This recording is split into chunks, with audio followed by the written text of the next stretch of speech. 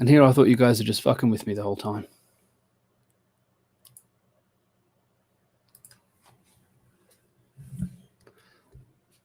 Well, if you can't recognize the character, and I can understand if you wouldn't, because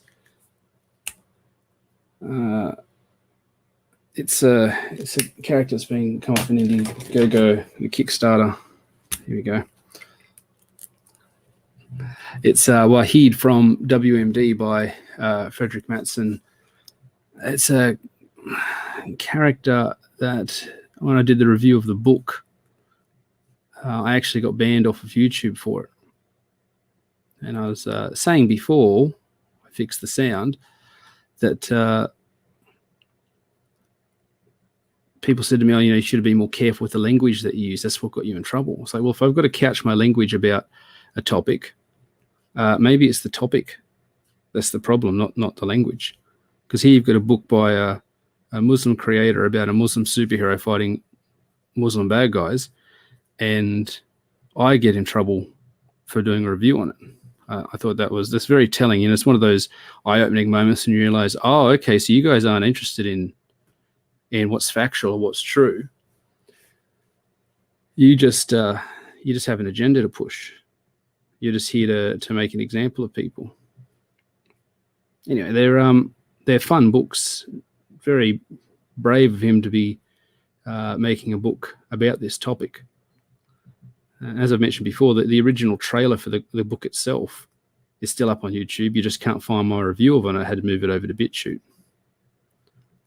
And it's been a bit of a grind to try and get my channel back up to where it was, but we'll get there. We'll get there eventually.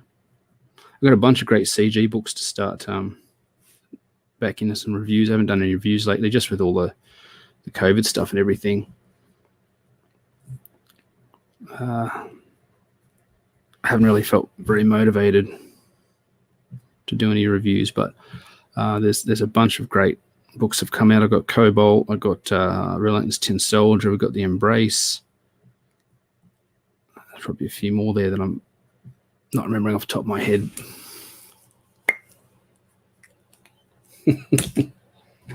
Yes, Dean, the Embrace review will be on its way. So this guy's got superhuman strength and speed. He's bulletproof, but he's not. He can't fly. He doesn't have heat vision. He's not Superman. He doesn't seem to have any other powers aside from he's like a jacked up Captain. He's more like Luke Cage, really, I suppose. He's strong enough to upend a ute or a technical. He's bulletproof, but big explosions and stuff really rock him. So he's still got that sense of danger. He's still got that sense that he could lose, that he could be harmed, which I think you're going to need. Otherwise, your stories end up being sort of stories about moral victories, and like a lot of Superman stories end up being more about the ethics of what's being done as opposed to him punching a giant robot, which is okay because you need characters that do that. He definitely is the character for that. But those stories, I think, have a bit of a shelf life, and there's only so many times you can tell them. Like once Alex Ross did, I think it was Hope was the Superman one. It was either Hope or Peace about world hunger and that sort of stuff. I've seen that story done several times. I don't know if it needs to be done again. I suppose every generation needs to be done.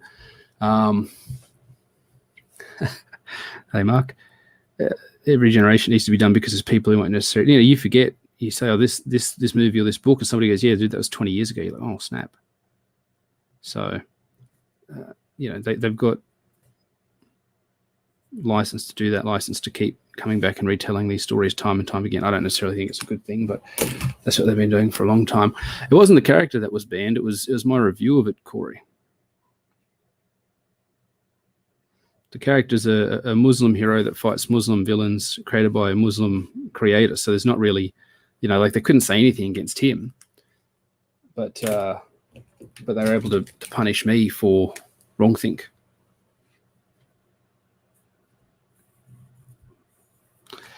But I'm not really complaining about it because it did sort of give me a little bit of notoriety for a time, and brought attention to the fact that it happened. It's like there's some dude out there making his comic about wholesome, upstanding heroes, and he's constantly saying, I don't follow him anymore because he's just really negative, but he's constantly saying, I can't wait for the SJWs to come and try and cancel me. It'll make me famous. It'll make my book famous. Like that outrage, that's not a long-term marketing strategy. That's not going to... Some people can use it in tandem with real talent and a solid product, but you can't just hope that you get cancelled and that's going to...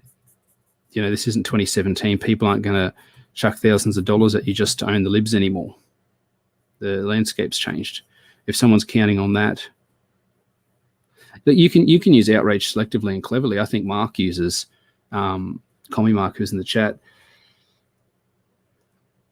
he uses outrage selectively. He's very clever with the outrage that he chooses. He's like a puppet master making people dance to his tune. Other people, I think, just throw shit at the wall hoping it'll stick and offend someone, and they'll come for them, and then they can do exactly what the SJWs do, cry victim and hope for financial and moral support from the crowd. I think the other side of things tends to be like, well, no, you said that thing, you stand by it.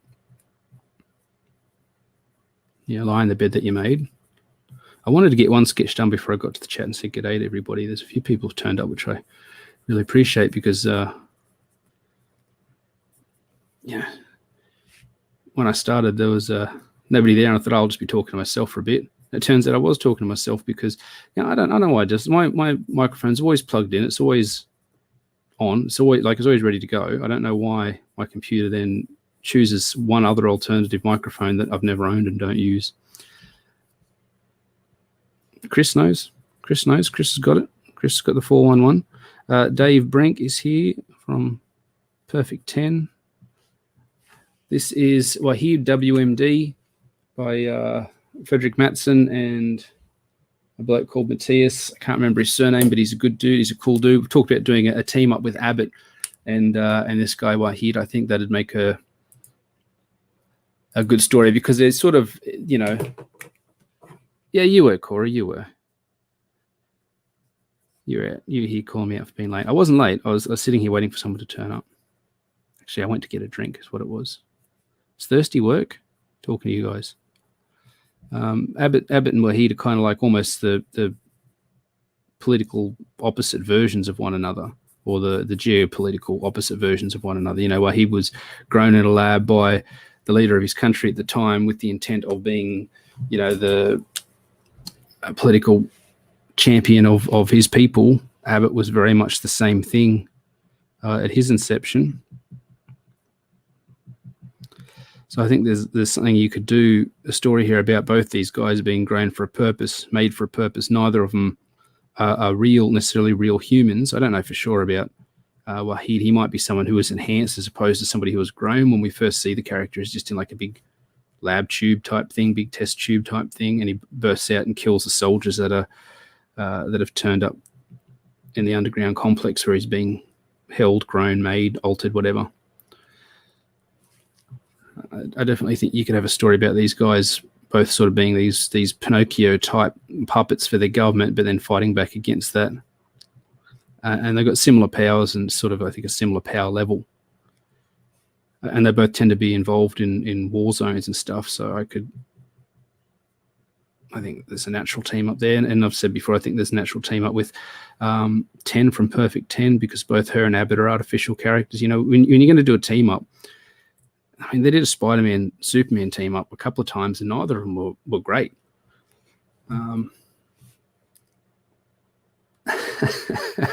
You boys are cheeky.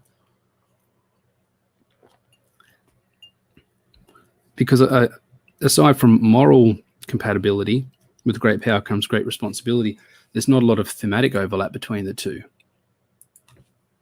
I think you get better team-ups when there's either a direct moral opposition between the two, such as Batman and Punisher. Their team-up was great. Or some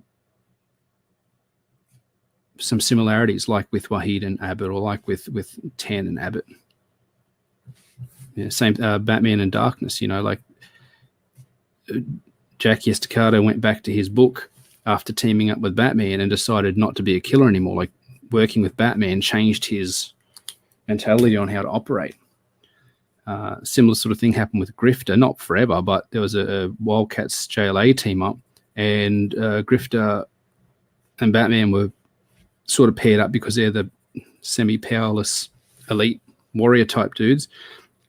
And they had a whole, I don't know, like just a whole army invasion of aliens or bad guys in front of them. It must have been humans. And Grifter's always going on about how he's better than Batman. And Batman's like, if you're so good, you could do this without killing anyone, right? And you know, and managed to like convince Grifter to do the whole mission without killing a single person.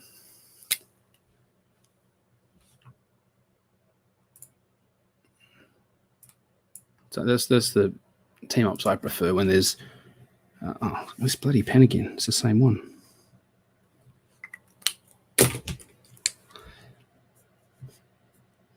Because they're not just teaming up for the sake of teaming up. There's you can explore something within that story. I think that's the superior version of a team up. We don't seem to be getting a lot of team ups these days. I notice more and more people are talking about it in the CG sort of side of things, talking about organizing team ups between this character and that, and it all costs money is the thing. I've been talking to a few creators for a while about having their characters turn up in Company Men Black, a set of side stories that allows me to bring other characters in, and you know, everybody benefits from the visibility.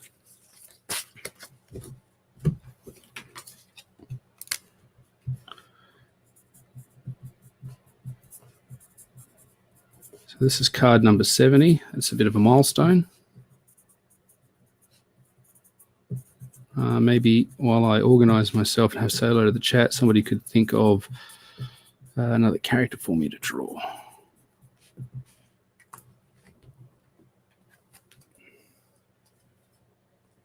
Number 70, there we go. All right.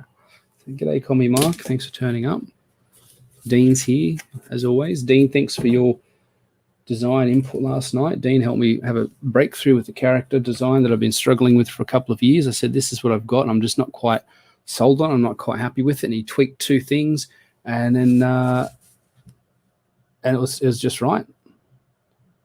And I was really happy with that. It's funny how that, I say this all the time in my review videos, like that outside perspective. Get somebody else to have a look at it and say, hey, have you considered? Because we're in our own heads and we've got our own perspective. And there's a thread on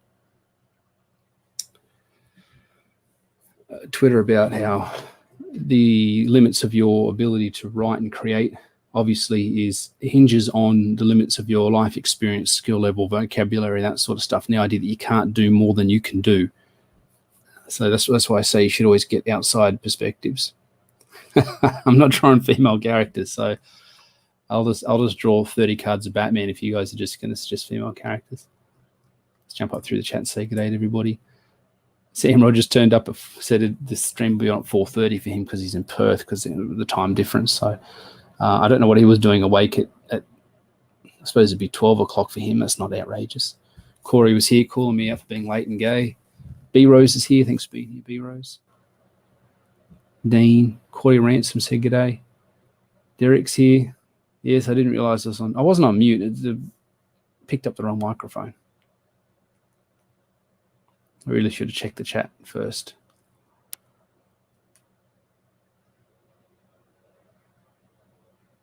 All right. Yeah, and then Chris Fisk. G'day, Chris. Dave Brink. Draw MODOK. MODOK's a good choice. I'll look for a picture of MODOK. He's another design that, like, you know MODOK, okay, big head, just like a head dude. Well, Corey, I'm not a successful artist. I'm a burgeoningly successful writer. So I don't have to draw women. I can continue to be bad at it.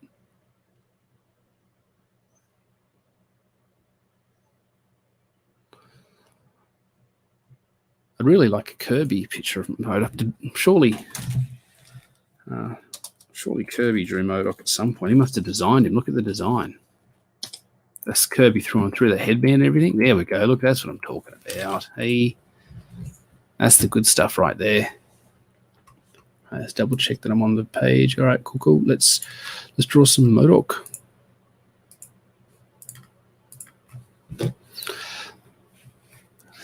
The thing about Nadine saying drawing sexy girls is fun. I find stuff to be fun when it's a challenge, but still doable. That's why I've stopped playing all the Dark Souls, Bloodborne, all that. Like I just can't. I can't do the timing. I remember this dude on Twitter was like, "Here's my 5-year-old son beating Bloodborne." I'm like, "Well, fuck you." I just can't do it. You know, I've seen tutorials. I've seen people do like no hit runs and stuff, and they, you know, it took me a week to beat the blood-starved beast, and other people just go in there and waltz in there and kill him without taking a hit. And I don't know, for whatever reason, I'm just built different. I'm just not built that way. So when something's not fun, it's a challenge, but it's not fun, or I'm not capable of doing it. It's just not. That's not fun. That's not fun for me.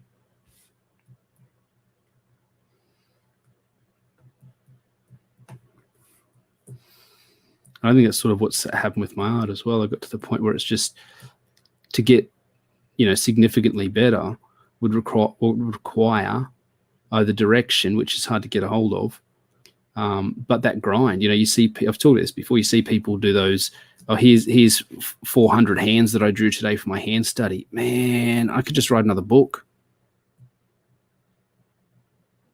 Here's 300 face profiles that I drew today off, like observing people on the bus or off magazine covers or whatever. Or I could write another book. Writing's got its own challenges and own difficulty, but you're always making something new. It's never a grind to be drawing the same hand over and over again. Why? So you can get better at drawing more hands? I don't know. I feel like this is why we have got, you know, successful artists and successful writers, because I don't know, who wants to do both? I mean, great if I could, but the time and effort it would take me to get there, I just don't know if it's worth it. I think I'm better off just paying people like Dean to do the work for me.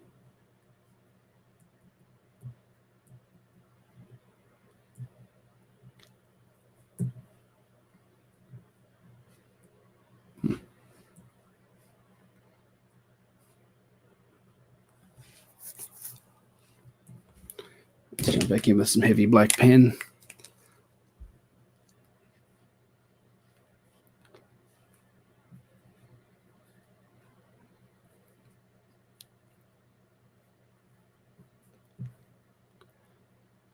More and more I'm appreciating art that's just got those big blocks of black shade, black shadow. It shows a lot of confidence to just go, yep, this is all going to be dark. You get no detail here, cope.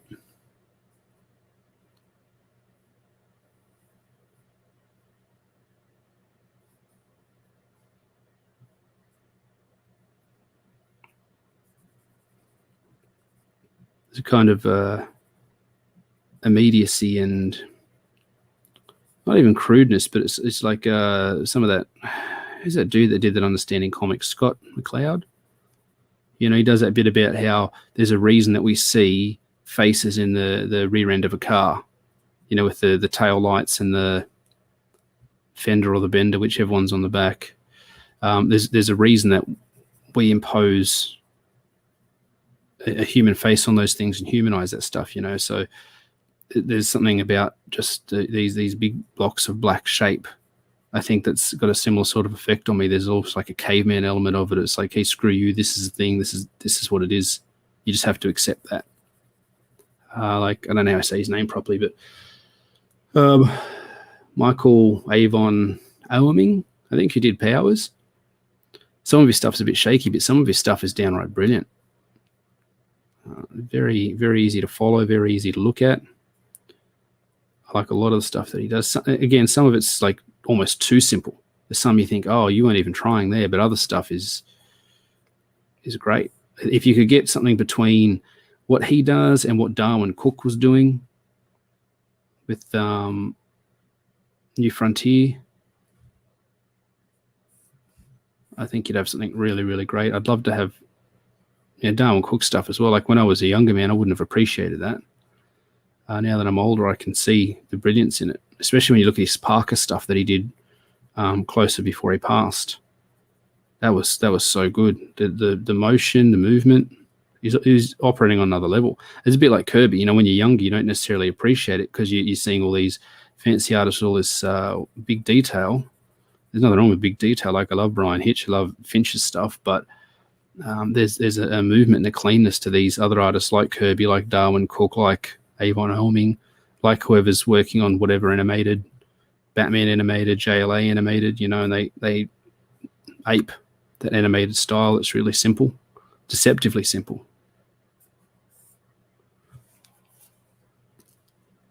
Bloody minions. That'd be an easy draw. But then I would definitely confirm my boomer status. What is it, boomers and minions?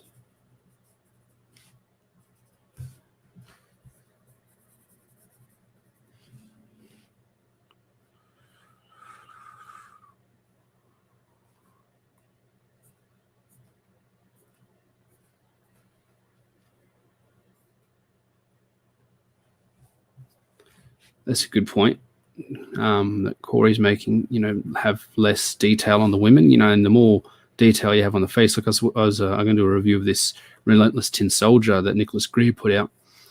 And there's some great stuff happening with the art, but at some places it's way more detail than it needed to be.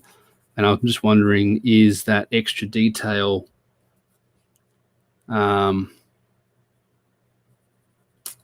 to hide, what I mean? Like a really, really good artist could draw an outline of a look at what's his name? Dan Frager.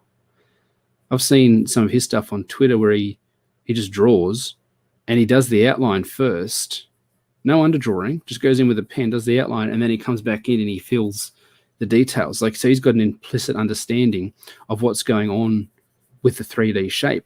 I think maybe sometimes too much detail. And I'm not talking about guys like the Barton brothers or David Finch, like their detail's part of their style. It has a purpose, but there's some people who throw a bunch of detail in there, I think, hoping it'll cover for the fact that maybe the fundamentals aren't there. There's like people say about being you have to be a chef to appreciate a good meal. Like I might not be able to draw the draw, but I can talk the talk. I can tell what's working and what's not in my own art and in others. So I think with this Tin Soldier, there's some good stuff happening, but I think it's let down by too much detail. There's points where they could have been more simple, more direct. Added to the fact that the main character's supposed to be fairly young, and he's got hatching on his face like he's 80 years old. You just need to pull back on that. Same thing that Corey's saying about the ladies. Like you don't want to be putting too much detail on them because you're going to make them look like Aunt May. You got to keep them looking sexy because that's what people want. They want the sexy. And that's not what we bring here. We bring MODOK.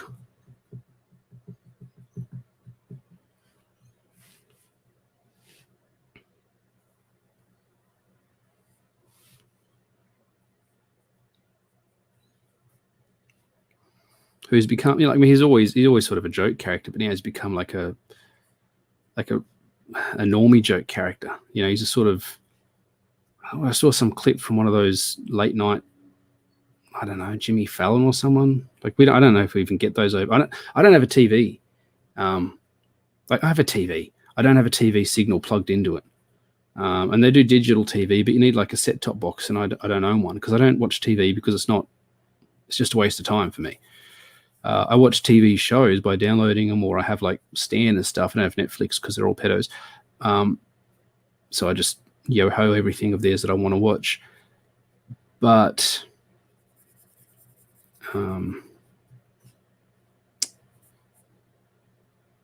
Corey distracted me with his comment. Putting icing on a turd cake doesn't make it any better. Same with drawing. No good foundations. The details aren't going to make it any better. That's what I'm saying. Oh, Walmite's here. That's cool. G'day, Walmite. It's it's funny with this anonymous sort of, like, you don't know. You don't know who these people are. You don't know who's got an alt. You don't know who's legit. There's somebody on Twitter talking some shit about Dean and I, and it's like I don't know who that dude is. Like he's obviously not. Like he's obviously an alt. It's got like 5 followers. Nobody maintains a 5-follower account. So it's somebody that we know. It's somebody in the community, I guess, who's using this as an opportunity to vent, and it's like, I try to avoid that sort of stuff in the first place. But it's just funny to think that somebody that you might be talking to regularly online and stuff, as close to real life as we get these days, could then be, talking shit about you under this alt account. It's just a bit surreal to think that you have people that you trust. It wouldn't be that person. I've had people say, "Oh, I think it's this guy." I'm like, "Oh, that surprises me. I didn't, I thought we were good." Because I don't get too political. I've said before on this chat, you guys don't know what makes my dick hard. You don't know who I vote for. You don't need to know either of those things. They're me problems. What you need to know is I'm putting out entertaining books.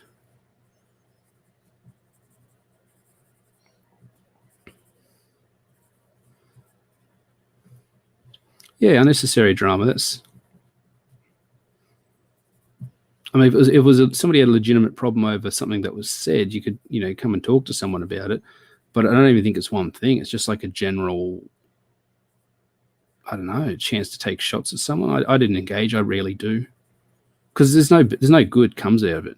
Like if I fire back, all it does is bring negativity. There's no basis in what they're saying. It's just, I don't know. Like, I'm not big enough for someone to be clout chasing by having a go at me, and I wasn't the only person they sort of targeted. Just make your book, man. Whoever you are, just make your book. If you're not making a book, read other people's books. If you're not reading other people's books and you're not making books, what are you doing here?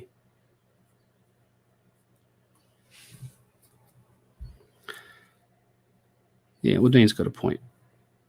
And this is something that's come through time and again with a lot of the indie and the CG crowd is people want to know the real person behind the creations. They want to know, well, who is this guy? People say they won't back a book by a anonymous creator, somebody that doesn't show their face, somebody that doesn't show their name or a name. Cowards hiding behind anonymity don't deserve anyone's time. Yeah, and that's what it came down to. I just, it just gives them what they want, don't they? If they get on there and say, you guys are this, you guys are that, and you fire back, they're getting exactly what they want. So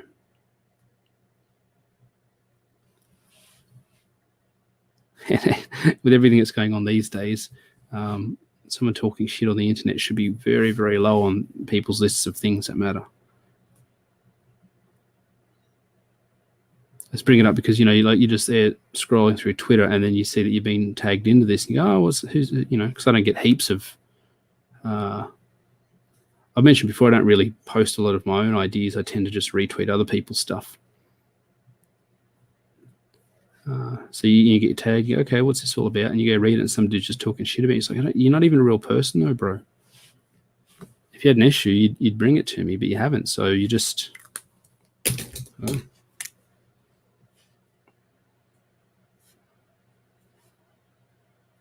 Yeah, I don't know. I think it helps to have a face to put to the name. I think, people tend to get that big success, are more likely to get that big success when they're seen. I think if you're not seen, you're always just going to be semi-anonymous. You're always just going to be like a voice behind the name.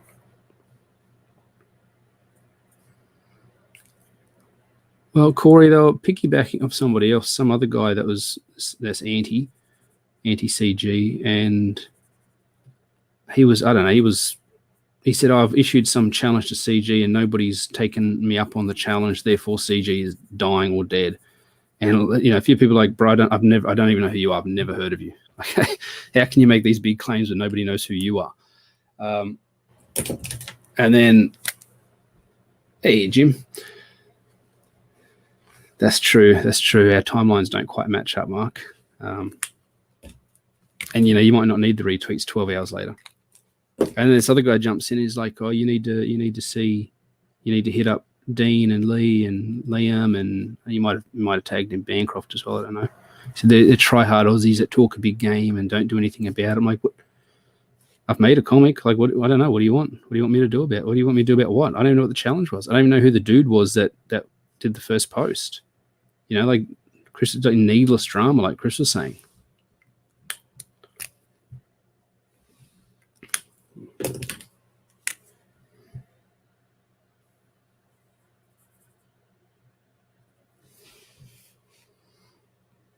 But I do think we're seeing a shift away from the drama. I think people are saying that it's not profitable. It's not fun. You know, that's what people want. If you're not going to bring fun, people are just going to tune out. So hopefully we see more of that trend. Hopefully we see more people moving away from it. I think Razorfist was saying, yeah, it's a guilty pleasure. And Razorfist, I think, was saying today that the new Lord of the Rings, you know, people are going to make videos about it, and they're going to, you know, because they make money off the videos. But if we ignored it, it would just go away. If nobody talked about it, look at Mother of Madness. It came out, and people were just going off about it. It's absolute garbage. It's the worst thing ever. It's pretty bad. The worst thing ever. But a bunch of people made videos about it, and then a bunch of people made videos defending it. Not really videos. I suppose they made reviews. And then the second issue come out, and nobody but me was talking about it. And the third issue is probably coming out today or tomorrow. And no one's talking about it. No one's looking forward to it. I'd be interested to see how the numbers have dropped time after time. If we ignore this stuff, it does just go away. Look at the He-Man. People got mad about the new He-Man show. They raged about it for a couple of weeks. It disappeared. Nobody was talking about it a week after it finished. Netflix numbers show that nobody was watching it beyond the people that watched it the first time round. Prince Falk. Ming the Merciless. That's a good one. I'll draw Ming the Merciless. I like me some Flash Gordon. For the Phantom, but Flash Gordon's cool too. He's natural choice of leader for the Defenders of the Earth, which has the best opening, best cartoon opening song of all time. Better than Silverhawks, better than Thundercats, better than He-Man, G.I. Joe, Transformers. It's written by Stan Lee. It's legit. It's too legit to quit. Because each verse has got lyrics to perfectly encapsulate who each character is. It's a great little song. Have a listen to it if you get a chance.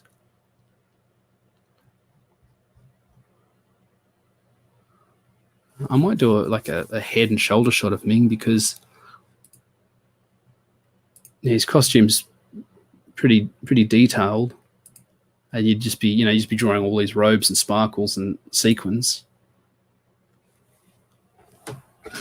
Chris knows Defenders of the Earth. Fantastic stuff. Oh, Captain Planet's good, call me Mark. I did forget that one. That is a legitimately great opening theme song. It's not better than Defenders of the Earth, but it definitely deserves to be mentioned in the echelons of the other ones I just mentioned. You know, Silverhawks and Thundercats have both got great lyrics. Silverhawks much better than Thundercats in terms of lyrics.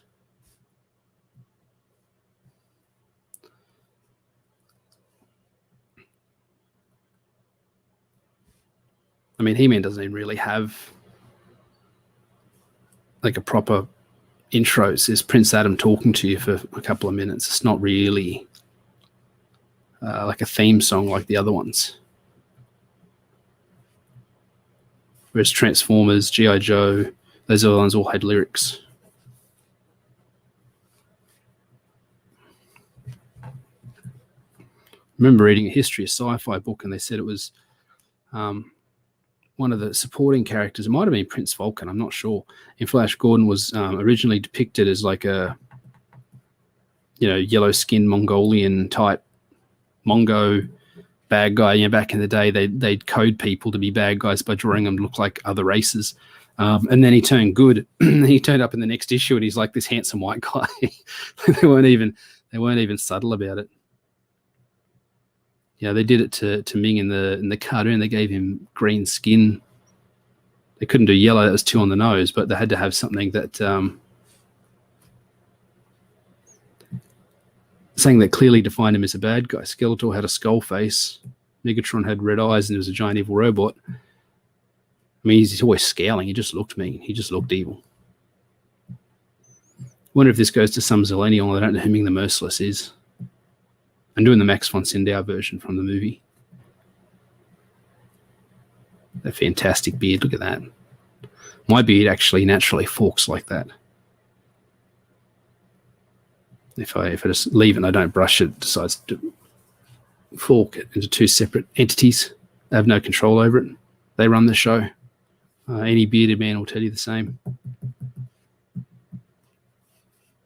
I don't know why anybody shaves. I don't know. It just seems like a lot of work.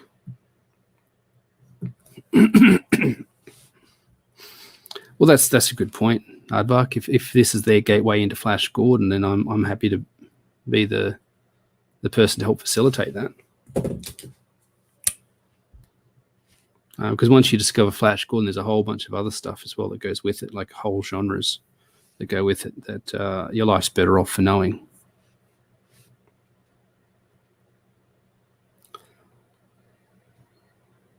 Yeah, I don't know, Corey. I don't know if the missus would like it if I fork it. She doesn't mind my beard at all. She likes it, but she's only known me with a beard or with huge Phil Diaz-style sideburns. Really, I should say Kemosabe-style sideburns because I had them first. I'm a lot older than Phil.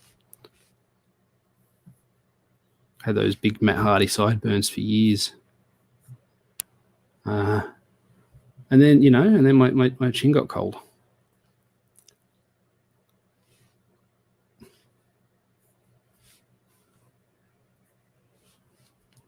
Yeah, that the Queen Flash Gordon song, absolute classic. There's something so ballsy about it. Like, if it didn't have the context of being Flash Gordon,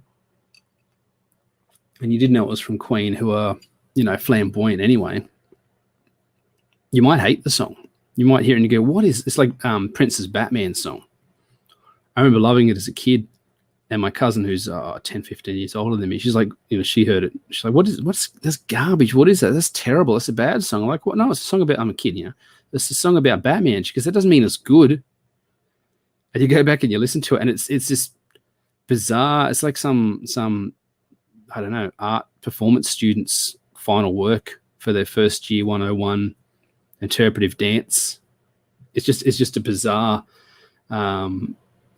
piece of sound, and it's like, I don't know, you just got paid, and he's just like, all right, well, I'll just do something, and said like just weird sound bites. Vicky Vale right in the middle of the story. So what even is this? It's not even a song. Just because it's Batman doesn't mean it's good. Just because it's Flash Gordon, would you still like the song if you didn't know it was Queen? If it wasn't Queen, Queen sort of gets a pass because, like Arvark's just saying, he might get flack for this, but he's not a fan of Queen. Like, it's almost considered sacrilege not to be a fan of Queen. Would our generation still feel that way if Wayne's World had never happened? I discovered Queen from my dad's old cassettes, but there's a whole bunch of people that I think come across it because of that. And then, you got the whole Freddie Mercury's orientation thing, which gives them sort of another pass in another way. I guess I'm just sort of saying, like, if you like something, be aware of why you like it.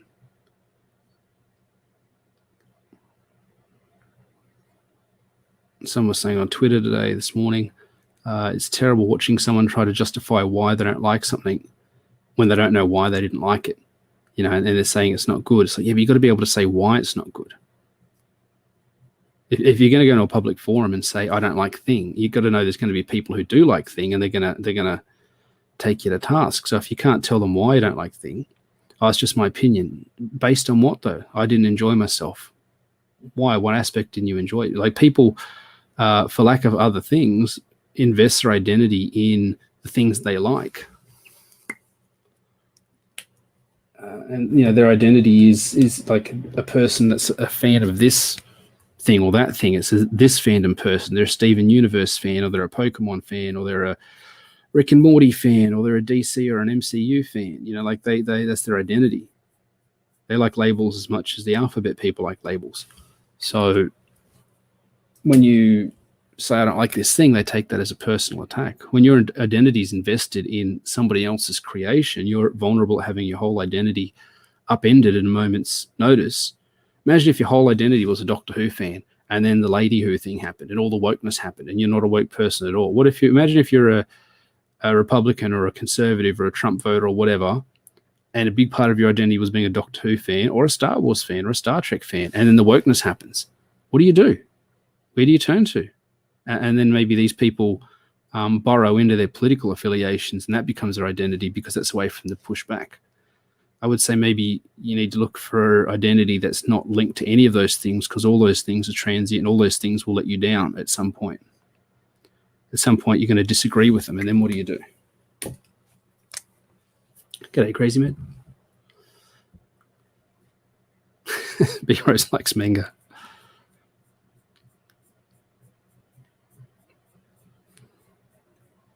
And, you know, a mature person will like a thing, and then when someone says, I don't like that thing, you're like, okay. Aren't you mad? Why would he be mad that you don't like it? That's a you problem. I love it. I love thing, whatever thing is. And it's like when people say, oh, I like this, it's a terrible movie, but I love it. Why can't you just say that you love it? And if somebody goes, it's a terrible movie, then you go, yeah, but it doesn't mean I can't enjoy it. There's a big discussion about a Mega Man, Charlton Heston, 1970-something. I don't know. I wasn't around then. I'm not that old. And some people pointing out like the shortcomings. I'm like, yeah, but that doesn't. What's the criteria for a good movie? Is it entertaining? Is it rewatchable? I watched the Mega Man dozens of times, maybe even in the triple figures. Not as many as Roadhouse, but a lot. I could probably, you know, just about quote it off by heart. Is that criteria for it to be a good movie? But my identity isn't rested in that. So if somebody doesn't like that movie, I suppose the thing when you've been online long enough, or you've just lived life long enough, you've got to know you're not changing anyone's mind. Very few people get their mind changed from internet arguments. It's really not worth it. It's like, it's not my job to convince people they're wrong. In a professional setting, maybe if I've got some sort of leadership position, it's my job to say, hey, that's not right. Here's the right way to do things, or the right way to address this. But it's not my job to convince people online that they're wrong, because they're not, because it's an opinion. If they don't like it, they don't like it. Just like, is the saying that dude before that does those, you know, who would win type matchups on Twitter. I don't think there's ever been a time that I've commented on them, because I comment on them because I feel like I assess stuff really quickly. We did that CG, what would each CG character, where would they fit in the mainstream? Would they go to DC? Would they go to Marvel? Would they be a Dark Horse title? Which characters would they team up with? Which characters they come into conflict with? It was a great stream. It was a lot of fun. And for nearly all, I just went back and rewatched it the other day while I was doing some mucking about on the computer, and I had, you know, could have something on the background that I could listen to. And I realized that for nearly every situation, character, scenario, whatever, I come up with a little story for why these characters would team up. I think I'm good at that sort of thing, assessing things really quickly, making a snap judgment, making connections, thematic connections, saying this is why these characters would team up, this is why it would work or wouldn't work, whatever. So when I see this, who would win, Magneto or all these guys? I'm like, oh, Magneto for this reason. And I post it because why wouldn't you? Because it's a discussion and it's perspective. And I often say this is how I'd write it, because Stan Lee knows whoever wins is whoever the writer wants to win. And people just jump all over it and get mad. I'm like, but you're not Magneto. Your identity shouldn't be wrapped up in this fictional character. I mean, get mad when they ruin your fandom. Yes, I'm mad at what they've done to the worlds that I love and grew up with. But that's not my identity. It's not even a part of my identity, let alone my whole identity. It can't be, guys, because it's going to let you down. And the people who run it are going to let you down. We've learned that time and time again. So, you know, put your identity in other things. It's safer. It's better for your heart. It's better long term.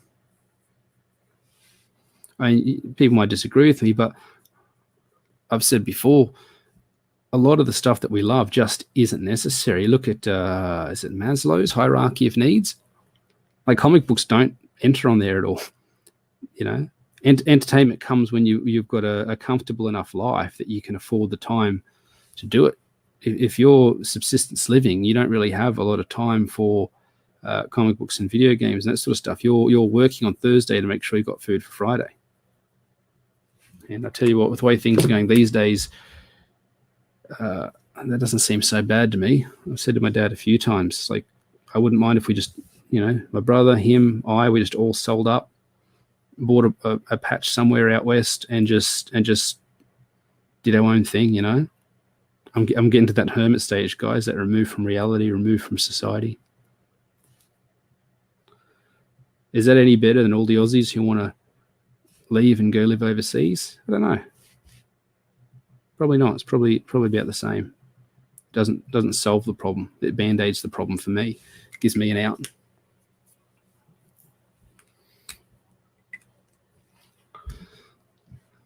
I mean, I think in a straight-up punch-up one-on-one fight, I think probably Charlton Heston would win. I think he's just a bigger guy. Clint Eastwood's quite lean. In terms of coolness, it's hard to say because we never saw Charlton Heston get. Oh, well, no, he's pretty old in Planet of the Apes one. I don't know. I'm fond of both those actors. It's really hard for me to pick. I suppose if I had to go which actor's body of work, if I had to pick one body of work to survive, I'd have to pick Clint Eastwood, I think, even though he's got more stuff of his that I don't like. He's got some things that I think just had to exist. Like we had to have Dirty Harry. We had to have Unforgiven. Those things are sort of non-negotiable.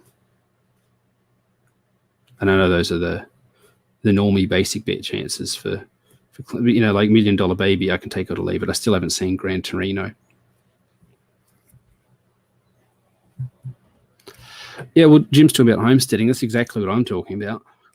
The only thing that's getting me that I keep getting tripped up on is the what you guys call land tax. I think we call rates. Every quarter, the local government sends you a bill for, I don't know, having your garbage collected and having your, I don't know. It's like, here, you own land in our jurisdiction, therefore you must pay us money to owe this land that you've already paid money for. I don't understand it. If it's a matter of collecting garbage, well, if I'm homesteading, I won't have a lot of garbage. But I used to live right out on a cotton farm back in the day. And we just burn our garbage.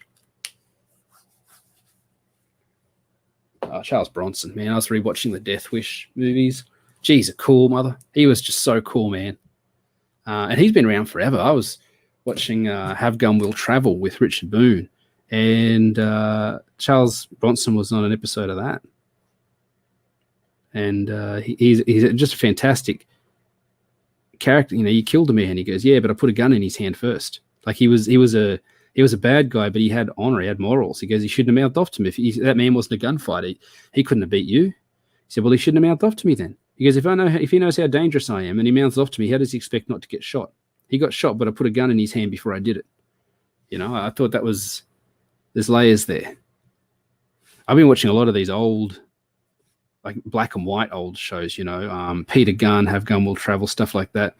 And these shows are 25 minutes long each, roughly. These guys are master writers. I mean, the dialogue in Peter Gunn, I swear, I haven't seen anything come out of the mainstream in probably since like The Shield or The Wire, or not even Breaking Bad, honestly. There's a few moments of greatness in Breaking Bad, but I'd say the average episode of Peter Gunn has got more oomph, more chutzpah, more balls than most of these shows. I was really impressed with the back and forward. It's so quick. It's so witty.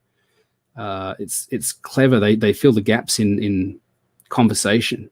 And these guys got 25 minutes. So they didn't have time to muck about. They just get straight into the story. They say, they've only got like 3 or 4 minutes to make you care. 3 or 4 minutes for the wrap up. That's a quarter of your time. Well, crazy Matt, I haven't seen $1 Million Baby, so I'm talking from a position of ignorance right now. But I just like nothing about it makes me go, I want to go watch that movie. But I'm a raging misogynist. I don't tend to like movies with female leads anyway. So That's, you know, that's a me problem. All right, Ming the Merciless. This is 72.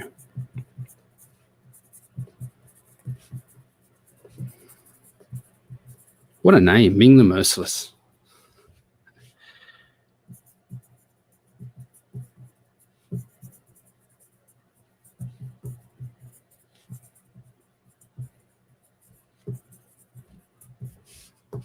All right.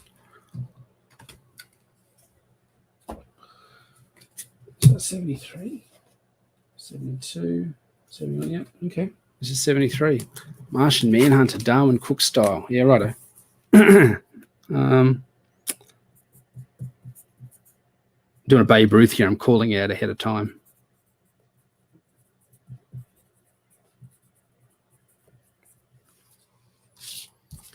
Excuse me.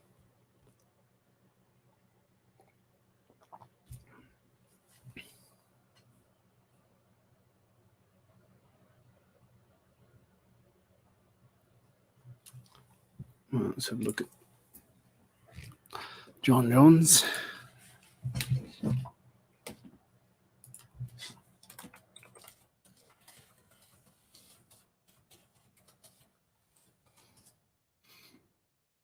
Character, I think for a long time they didn't really know what to do with him, and I think Grant Morrison helped change a lot of that. But then once Morrison wasn't really working on, he sort of faded back into obscurity a little bit. I do like that there's been because of what Morrison did in the JLA, there's been a real perception change of making Manhunter like the mainstay of the JLA. You know, the constant guy that's always there in any incarnation. He's the Rock. I do like that aspect of him because it makes sense. You know, like what else is he doing with his time? Sometimes he's depicted as having dozens of different identities all across the world, and he's living all of them sort of simultaneously, jumping in and out using shape-shifting powers.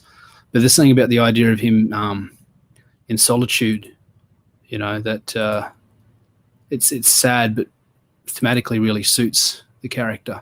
He's up there in the watchtower watching mankind and protecting them, but not really participating in mankind at the same time. He doesn't have an iconic design. Yeah, it's I think that part of it is just like he's naked. That's the real trip. Is his costume is it's not cloth, it's like shape shifting. So he's essentially naked and there's so much skin showing. And they tried to sort of mitigate that more recently with New 52, you know, they did a costume change and I think they put John in Stormwatch or something. I don't know. I don't think they should have brought the Authority and all that into DC. I think that was a mistake. You don't need Apollo and Midnighter in a world with Batman and Superman. And if you say you need them for the one obvious reason, then you're not here for good comic book stories. You're here for an agenda, you know? And the Martian Manhunter name, I like it, but it's definitely a relic of the, you know, it's indicative of the era that it came from. Like, that's such a golden age name. You'd never call someone that these days. Everyone's name these days is like these pithy little single or double syllable, you know, names like Flip or Twist or like these quick pithy little. I don't like them. I really like a lot of the older stuff. I was talking to, I think it was Dean and Odin about how like my next 4 projects are all like golden age pulp heroes. I'm like, is that a problem? If I just like, I'll end up being, like, aside from Company Men and Sinner's set in the modern times, but a lot of the other stuff I've got going on is like 1920s, 1930s, 1940s, pre-World War II, you know, in World War II, during the time of World War II, sort of stuff, Mystery Man, Shadow, Phantom, that sort of stuff. I don't want, you know, buyers, backers, whatever, to get burnt out, but at the same time, that's the stuff I'm really passionate about. I love that era, and I've got dozens of characters I want to explore in that era. maybe I will just be known as like okay, Masabi is a guy that does all the Golden Age stuff, which in itself is kind of niche.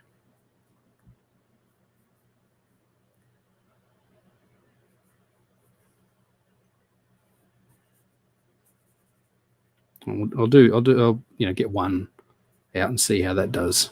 See if there's a market for it. There is sort of thing where people who are Golden Age fans are rabid, diehard Golden Age fans, but there's only as many of them as there are.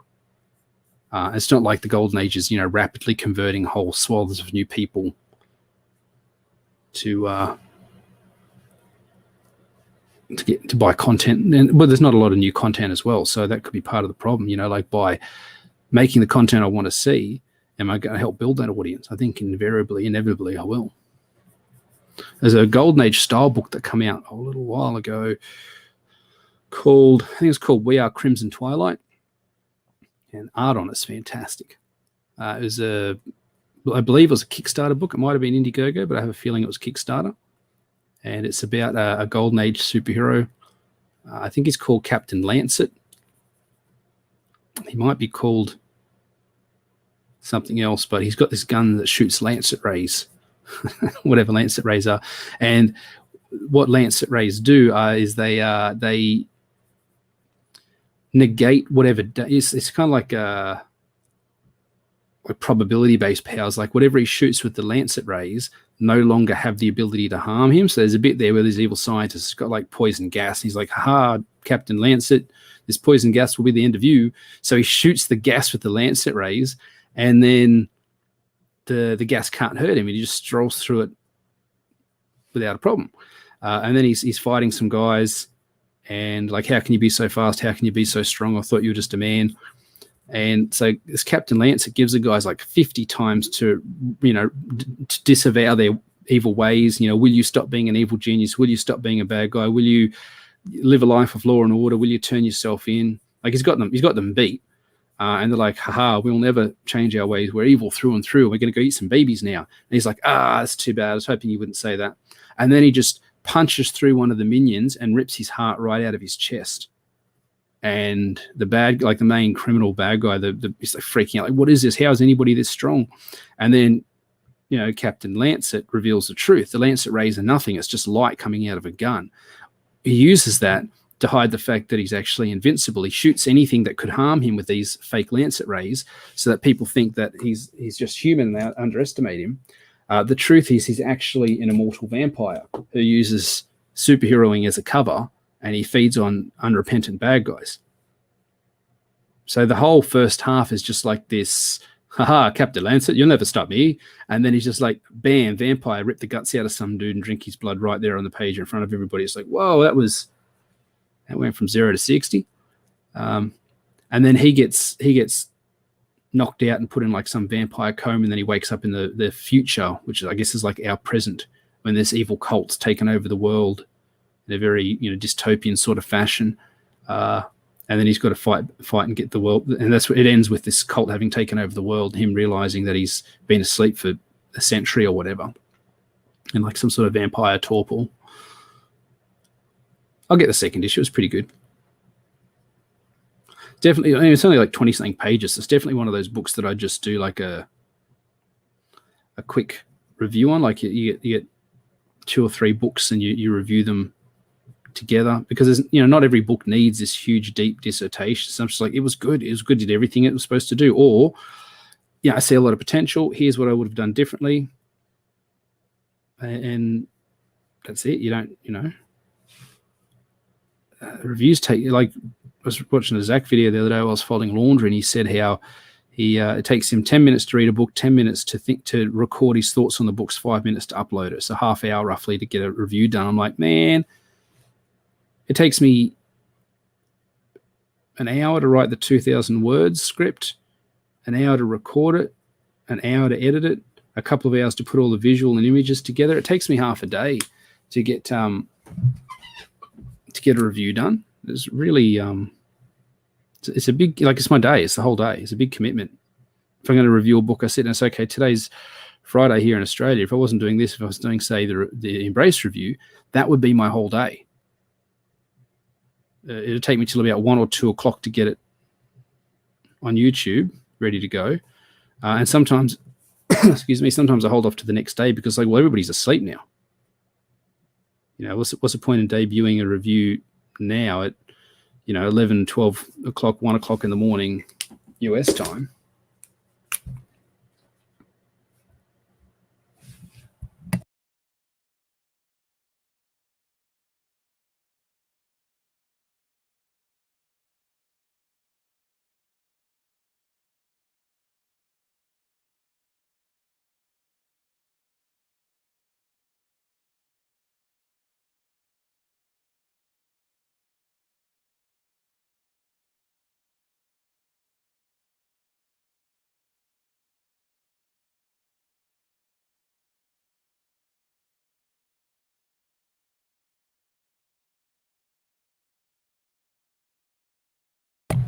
I like what Arvak's saying about Golden Age come from, Great Depression right through to World War II, even had pushed the Korean War.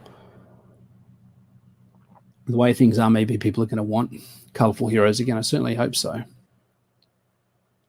Manhunter from Mars, get rid of the costume, big navy blue coat with a Sunset Johnny. I love that idea, man. That's idea from Mars. Manhunter show would be a crime drama. I'd call it Manhunter from Mars, and he'd change up the costume and just give him a big navy blue coat with a big collar, which is a callback to the classic design. I think that'd be cool. And that sort of thing, that'd be great to do, but we'd never be allowed to use those characters. And I think that's why so many people just go, well, forget it. I'll make my own. I'll do my own version of that character. I often joke that about 80% of my ideas are like, this would be cool, but let's add Batman, but I don't own Batman, so I'll make my own Batman. That's not a bad business model. Shelley DePresti just said DC told their freelancers if they do work for CG, they'll never work for DC again. Does sound like that'd be illegal.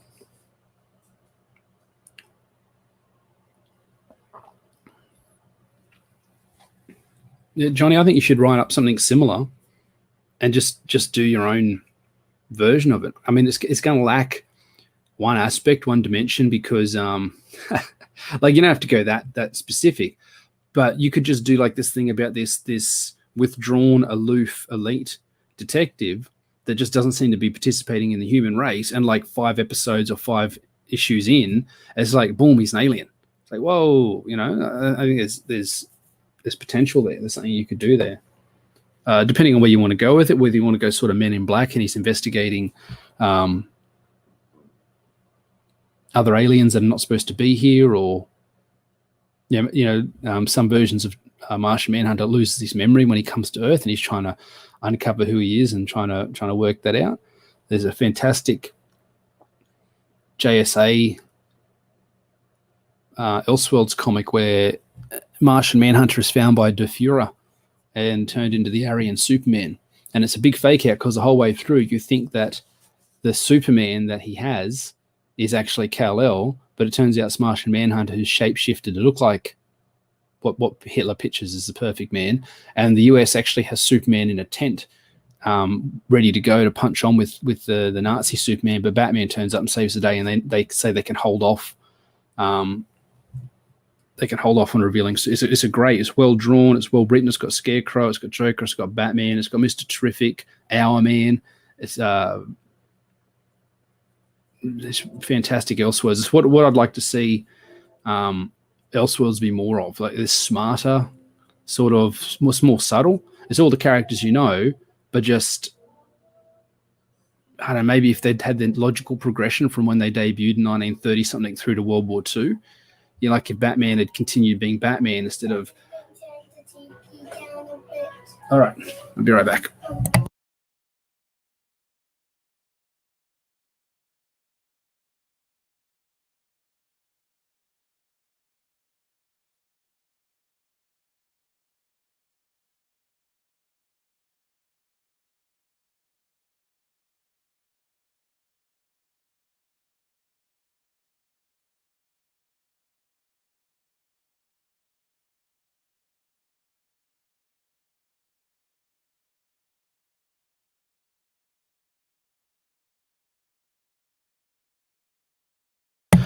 Dan Garrett Blue Beetle. Hell yes. Hell yes, I will draw Dan Garrett Blue Beetle.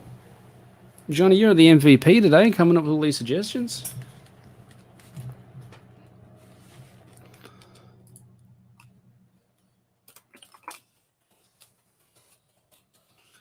Classic costume design. It's like chainmail. Bitch, I got chainmail. Don't even trip. Look at that. What a great design. I do the classic one with like the little chainmail tunic as well. Fantastic stuff.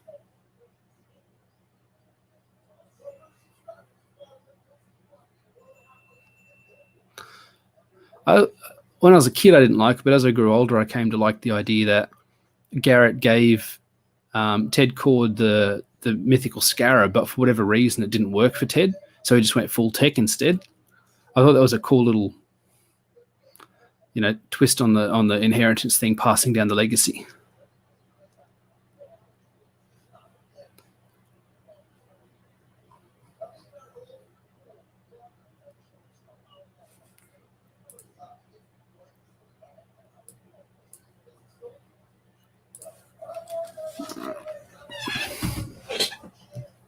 Klingon. Have you been suggesting a Klingon?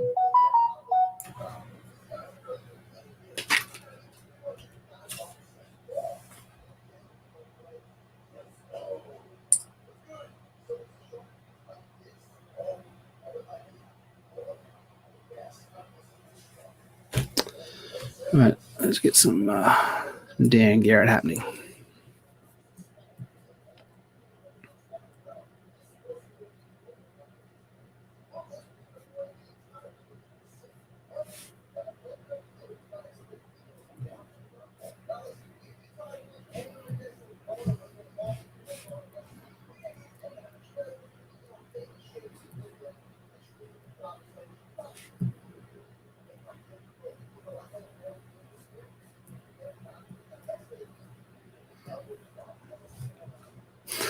All right, I'll draw a Klingon next.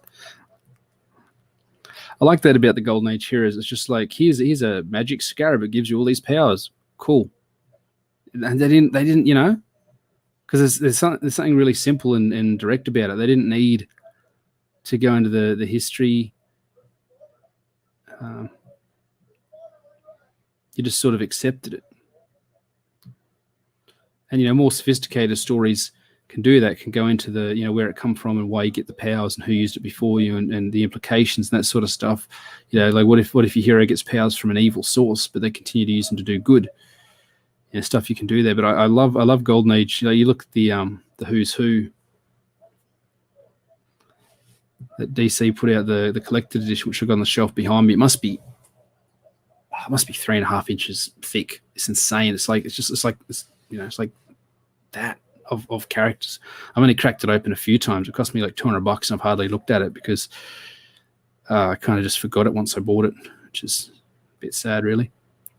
But there's so many of those characters, just like, old mate went to this ancient, he's an archaeologist. They're all archaeologists or scientists. It's just the easiest way to give powers to someone. I got dozens of characters like that. I can't wait to do something with them. They've got similar sort of origins.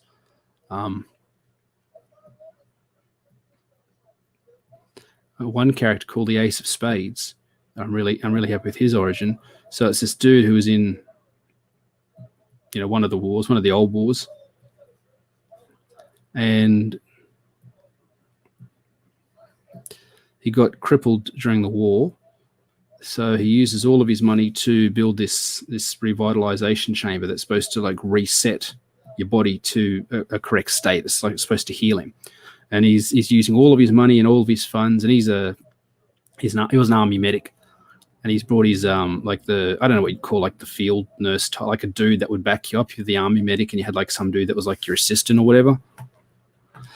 And so he's dealing with all these dodgy mercenaries and stuff.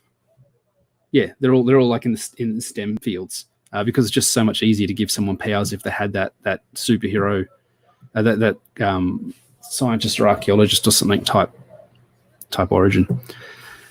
So he's dealing with all these dodgy mercenaries and stuff to get these illicit ingredients to make this chamber work.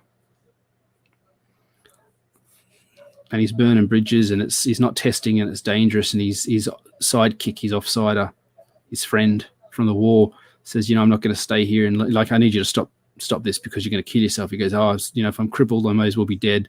If this doesn't work, I'm dead anyway. So, I might as well just go through with it. He said, well, I'm not going to stand around and watch you kill yourself. I'm out. And he goes off in a huff. And the dude goes to set up the chamber and gets it activated. It powers up, it's winding up, and he's gonna wheel himself into there or drag himself into the chamber. And when he comes out, hopefully his legs will be working again. He'll be a whole man in his mind. And as he does that, some of the mercenaries and thieves and contractors that he's been working with, that he's stiffed on payment because he's run out of money, come back looking to get payment from whatever he's got there. They're like, well, you owe us money. And there's a scuffle, and the assistant comes back just as this guy gets shot, not killed, but shot and wounded. And then the mercs take off with some gear or whatever, or the guy drives them off. It doesn't really matter. And so the sidekick assistant dude grabs the medic, the crippled medic, pulls him into the chamber, but then the chamber closes on the both of them, and they're both trapped in there as the chamber activates. And it does like a reset on the medic, and it gives him, it stops the bullet from killing him, so it saves his life, but it doesn't fix his legs. It could only do one thing. So he's no worse off than he was. And the chamber malfunctions and stops working after that, and they can't, part of the story would be him trying to build it again, because if it worked once, he can build it again, and this time he'll get his legs back.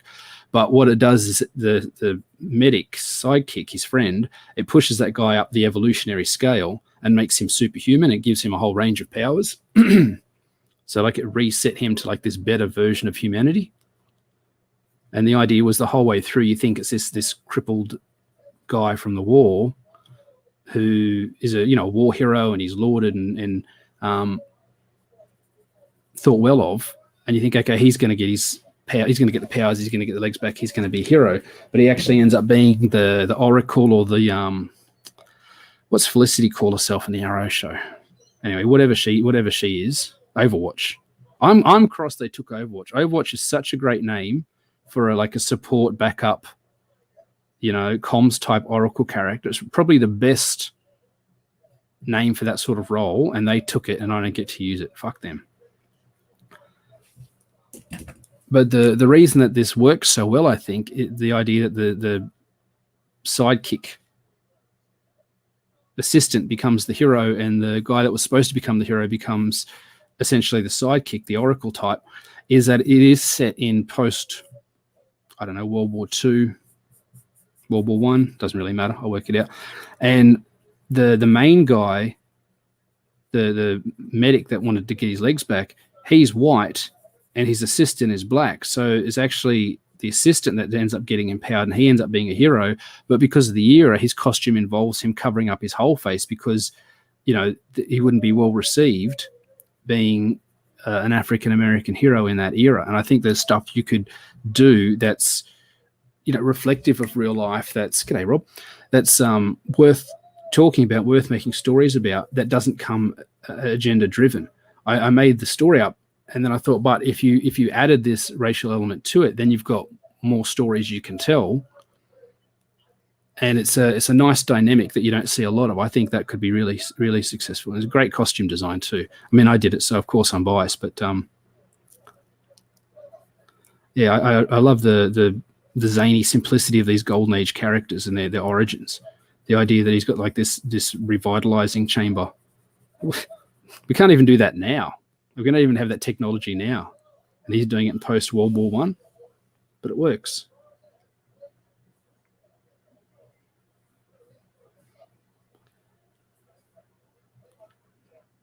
But as much as I like all these characters, you also got to listen to the audience. I think if they're saying we want more company men, or we want more center, that's where the money's going to go. That's where the priority is going to go. I'm not going to be doing these vanity projects that if they're not successful, that's something you can do later on when you're eminently successful and you've got the money to burn. But at this stage, it's just about trying to get in the black.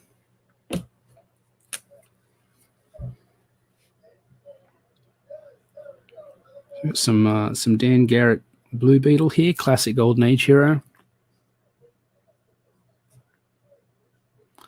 one in a long line of archaeologists. And when I was making like this pantheon of Golden Age heroes, it was the same sort of thing. Like everybody was, because I suppose back then a lot of people were fairly mediocre.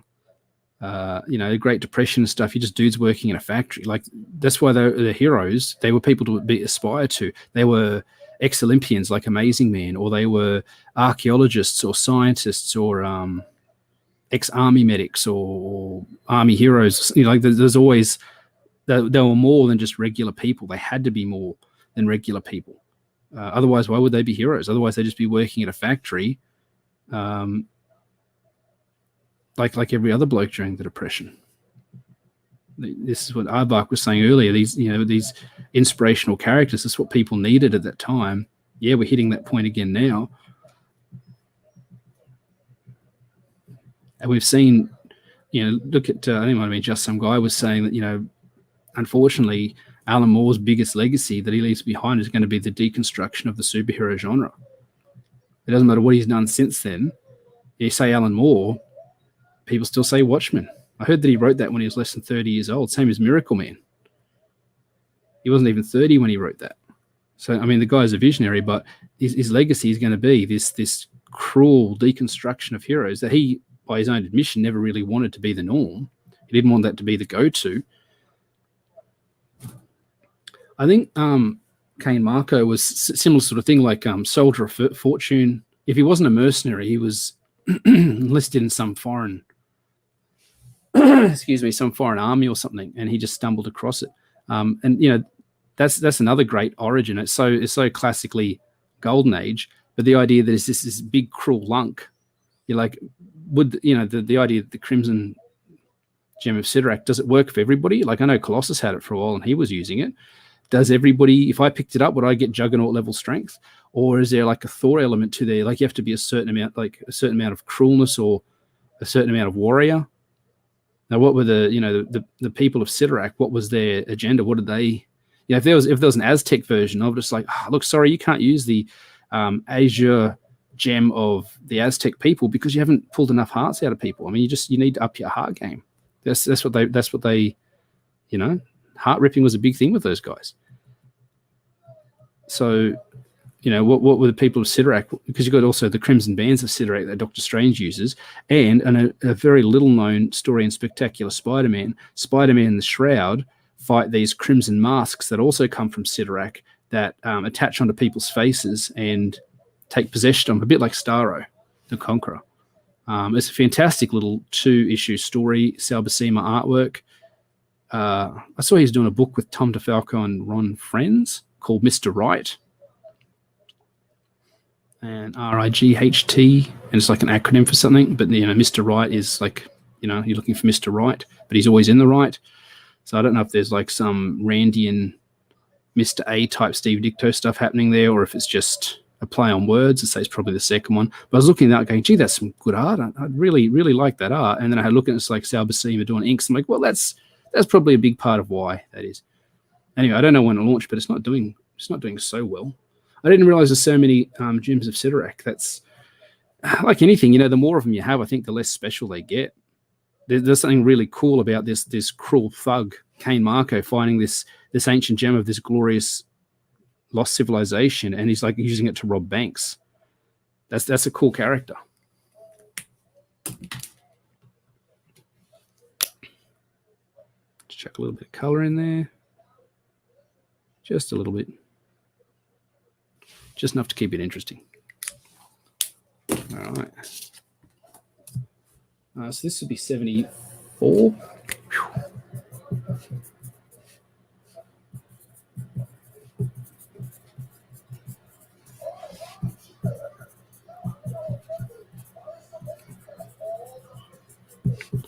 Thanks for backing the company, man.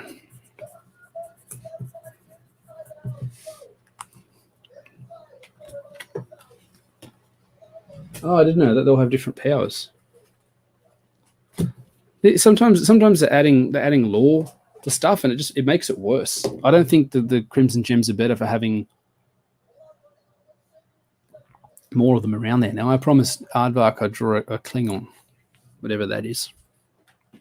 I know what Klingons are, but I've literally never seen an episode of Star Trek.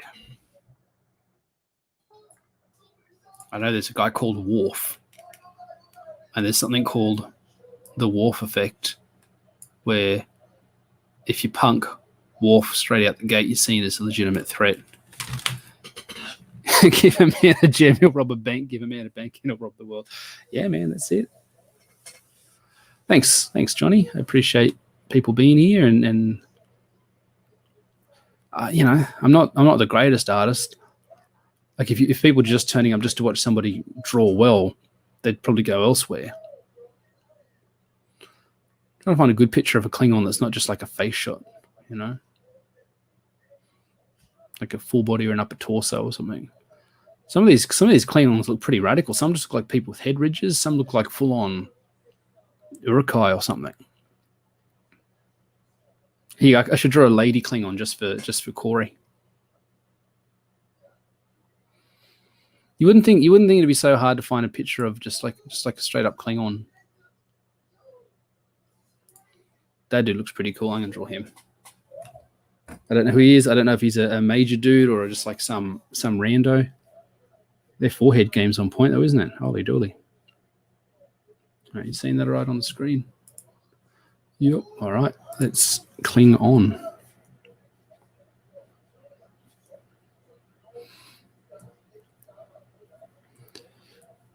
Yeah, I can't stress enough how much I love all that Golden Age stuff. And I only sort of come across it again because of like Who's Who and those sort of books had all these esoteric characters that I'd never heard of. I mean, everybody's heard of Superman and Batman, and a lot of people these days have heard of Flash and Green Lantern, etc., etc. But when you start doing like, you know, Dr. Occult and Detective Chimp and Amethyst and stuff like that, it's like there is a whole deep hidden lore that, you know, it's bizarre. It's something really left to, like, it wasn't necessarily financially successful. You'd probably know about it. The more successful something is financially, the more likely are to know about it. But it's like this hidden history that you're sharing with people across the world. And, you know, there's something cool about comics before the normies got in and did what they did. Is, you know, only you and a few other people knew about it. It was almost like I've heard people say being gay is like talking in code. You've got to, like, you know, try and suss out if other people are gay. Or at least back in the day, it's probably less like that now, since you can just proclaim it and it's not seen as much of a negative thing as maybe it was sometime in the past. And I think, you know, being a comic fan was a little bit similar. Like, you just sort of drop a hint or a reference here or there and see if somebody picked up on it, you know. And finding another person that was into comics, as, you know, mythical unicorns, like, well, you've read comics as well. Now it's pretty normy now. I mean, they say they like reading comics. They say they like comics, but you never, you know, the sales don't reflect it. And all the knowledge seems to come from there's YouTube channels where people like summarize characters and storylines. And I don't think it's a bad thing. Like, sometimes you don't have time to read. You know, you might want to know what's happening with Marvel's latest crossover, but you don't necessarily have the time to read the whole thing, and especially the way they market it, the way that they distribute it. Like, it's hard to get a hold of all the extra bits and pieces. I was reading that, I don't know, whatever the event was recently with Squadron Supreme, and they sort of like rewrote the world to that they were the premier heroes, and then everybody else was like some version. Captain America was like this homeless dude. Blade was one of the few people that could remember how the world used to be, and he was trying to put the world back together. It was all right, but they had so many crossovers and bits and pieces and stuff from other stories. It's hard to keep track of which one to read next.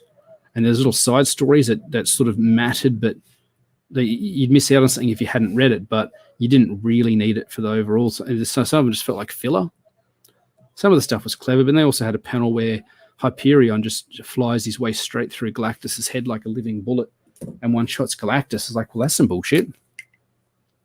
Like, if Thor can't do that, if Sentry can't do that, I don't think Hyperion should be doing that. I've said before that I really don't like the way that comic companies disrespect their characters. like Marvel Zombies. I hated that whole thing. I just think the whole thing, to have a decaying Spider-Man eating Aunt May alive, like to have him be exploded by Sandman, to have Captain America give himself a promotion and call himself, was it Colonel America? Why not just go to General? To have these great noble heroes, these shining beacons of light and goodness, g'day Sam, become awful bloodthirsty zombies while still retaining parts of their personality. It's just mean. It's like the 6th day in a row the postie's just driven straight by my house. I'm not getting any sort of mail. It's good, no bills. Warren Ellis did a series, I can't remember what it was called, a mini series, and it took all the Marvel heroes and characters and applied like worst case scenario to them. Spider-Man got bit by a radioactive spider, Peter Parker died of spider bite. I don't know, Captain America was never found out of the ice. Galactus died of hunger on the way to Earth, and his dead body was found floating in space. It's just like the cruelest way to depict everything. Professor X had made himself president of the United States using his psychic abilities. And I don't know, he's rounding up mutants, though. He's rounding them up and putting them in concentration camps and prisons and stuff. Cyclops had his eyes put out. Psylocke had her hands cut off so she couldn't make Psy blades. It was it's awful. It's just so mean. And I suppose with the deconstruction of superheroes as well is the same sort of thing you get. Like, I love these Golden Age characters, but every time I go to write them, I want to do like some... Okay, so if you've read James Ellroy's stuff, White Jazz, Black Dahlia, LA Confidential, like most people see LA Confidential, you know. So you've got this Hollywood that's not as bright and glitzy as it seems. Like, there's some pretty awful stuff going on with hookers and women getting bashed and drugs and dealing and scheming and gay for play and all this sort of stuff, that this really seedy, really awful side of things that you know, the Hollywood in the 40s and 50s wouldn't have shown you. They wouldn't have advertised it, but that stuff was all happening in the background. James Ellroy is really quite brutal with all that sort of stuff. His books are worth reading. Just be like Cormac McCarthy's. They're an experience. Like, you're reading them and going, this is blowing my mind. Like, this dude's operating on another level. You got to go back and reread some stuff sometimes, like whole pages, just to know what's going on. And somebody might argue that's not the sign of a good reader, a good writer. You might be right. Like, sometimes you struggle with it. Sometimes he makes you work for it. I don't think it's bad to be challenged now and then. So whenever I do these Golden Age characters, whenever I write these Golden Age characters, I would bring some of that seedy seaminess into it. But it's the same meanness that I don't like in other people's work. So I've got to fight against that. And I was reading this Wrong Earth. I think Jamal Engel did the artwork on it. It's really fantastic artwork.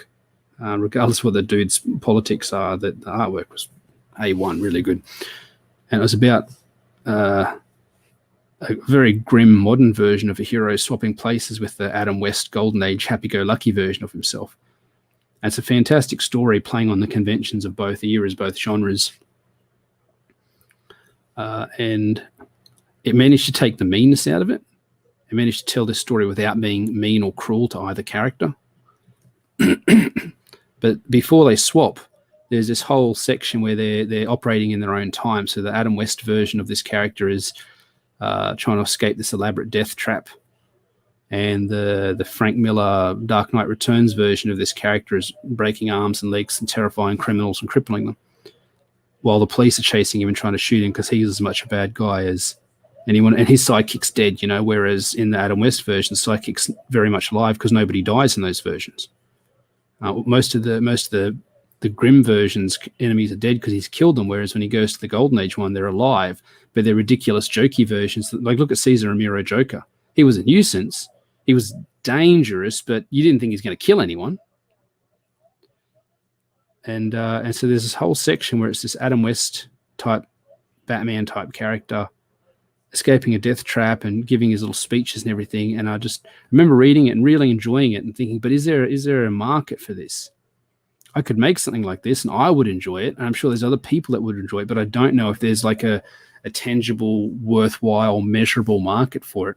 And so then you just end up with another vanity project. And that's, I mean, comics are expensive. Anybody in this chat knows comics are expensive to make. You don't have, until you get to the point where money doesn't matter. It's that old saying, how much is it? If you've got to ask, it's too much for you. If you've got to ask, you can't afford it. Until the point where you can just make a comic and say it doesn't matter what it costs because I can cover it, comics are going to be expensive and you can't afford to necessarily follow those whims. But I wouldn't be the first person that's got this huge stock of characters that nothing gets done with simply because of the logistics of how much it all costs. You see it all the time, people online say, oh, I've got this universe of 200-300 characters I've made. Everybody's got that. That's not... I actually think that's a detriment saying stuff like that. Because, okay, you've got all these characters, you've done nothing with it. So what's the matter with them? What's the matter with you? Why aren't they? It sort of shows a lack of worth to me. If you say, I've got all these characters and nothing's been done with it, it's well, then they're not really worth anything yet. You still can do something with them. And I think most of us are in that boat. Most of us have got dozens, if not more, characters they want to see realized. But until they're real, until they exist on the page, until they're tangible and tactile and making money, if not profit, but money, and my characters are making me money, they're not making me profit, but they're making me money. Until that happens, there's a limit on how these guys you see on DeviantArt or whatever that have got hundreds of characters, have drawn them up in Marvel Handbook style with the turnaround. They've got powers and power levels and their profiles all written out. That's worthless. That's not worth anything. There's no money there. There's no value there. Some people might get on your profile and read it and go, hey, that's cool, and then forget about it in the next minute and go read a Batman comic because Batman has value and worth. I mean, if it's a hobby, that's okay. There's people who do whole wrestling leagues where they create all their own wrestlers and they have matches and seasons and they do their own commentary and they let the AI run the matches and they commentate what happens and they pick who wins what title and what sort of stuff. That's no better or worse than fantasy football or whatever else you're into. It might be a little bit better because it's more creative. But, it's masturbation. It's something you do to make yourself feel good. It's something you do to pass the time and be entertained. It's not necessarily, it doesn't necessarily have value to anyone else.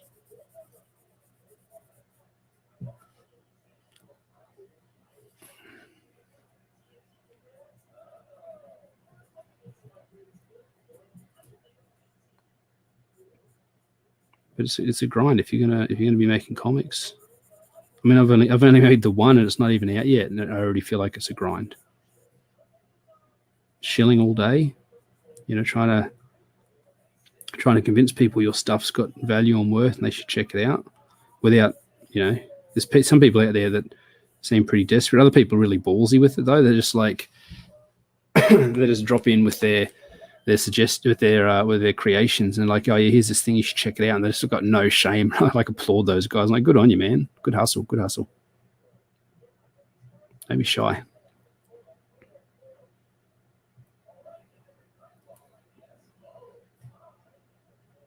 Got some more pages through from Kelso today. Looking good. It's a big fight scene. He really excels at those. He's like, his ability to choreograph and depict complex fight scenes with a whole bunch of characters doing stuff is really second to none.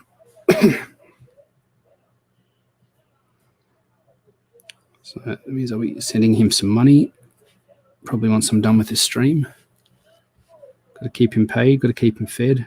Starving artist is no kind of artist. Well, he's not a happy artist.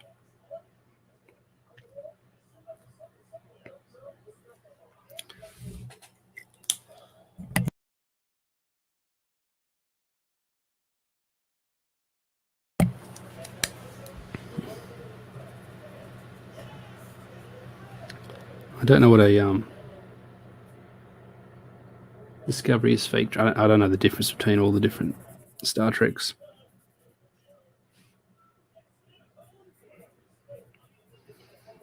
The whole Trek thing seems to be a very acquired taste. Like you're either really into it or not really into it.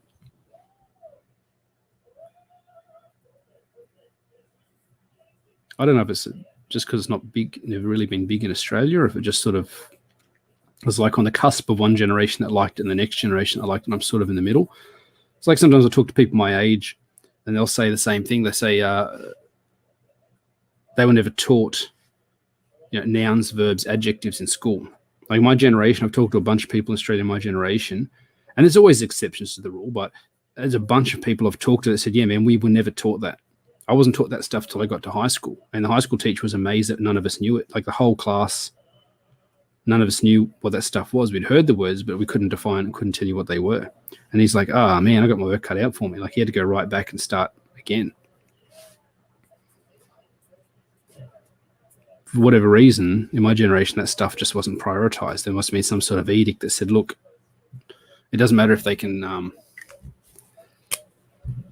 tell you what a noun, verb, or an adjective is, as long as they can use them. And that was my point. I said to the teacher in high school, it's like, well, I don't understand why we need, like, if we know how to use them, why do we need to know what they are? I can't remember his answer. It's probably a good one because he was a good teacher, and I wasn't trying to be disrespectful, but looking back now, it's kind of like a little shit move to question that.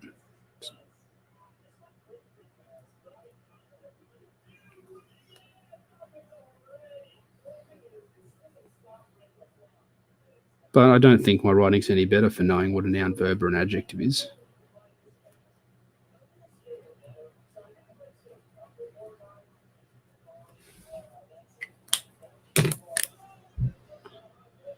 Star Trek style comic set in the Aquila universe. That'd be cool. I mean, I think that's a natural progression.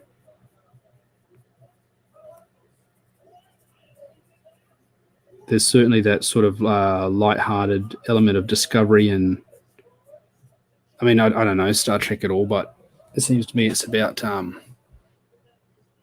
getting out and discovering new places, new worlds, new people.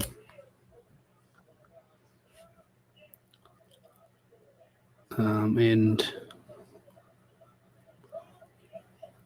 I think there's an element of that freedom in Aquila and his universe. If not the unknown, then the poorly regulated. There's stuff out there happening that not a lot of people are aware of or not able to control. So some sort of expeditionary or exploratory force seems like a natural choice. I'm just going to outline this bad boy. Again, I don't know. He looks like he might just be some extra. I don't know. I like his Judge Dredd style shoulder pads, though. They're cool.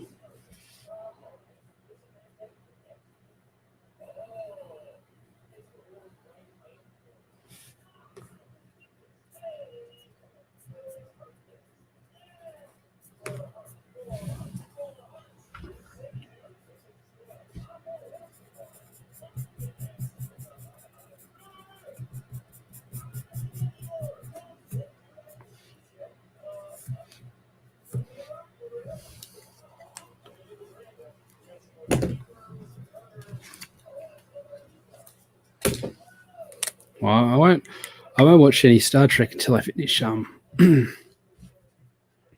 Peter Gunn, because that's just, like I said, 25 minutes each. Just super sharp writing. I'm just absolutely in awe of these guys at 75 who managed to make you care and get you involved in such a short period of time. And there's like 40 episodes per season, 3 seasons on Amazon Prime. That's going to be good for. We can watch 3 or 4 of those a night, easy, while you're eating dinner.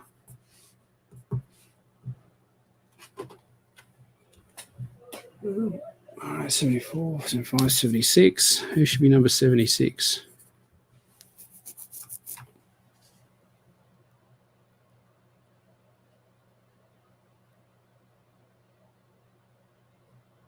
So I mentioned Kane Marco before. I might draw the old juggernauts.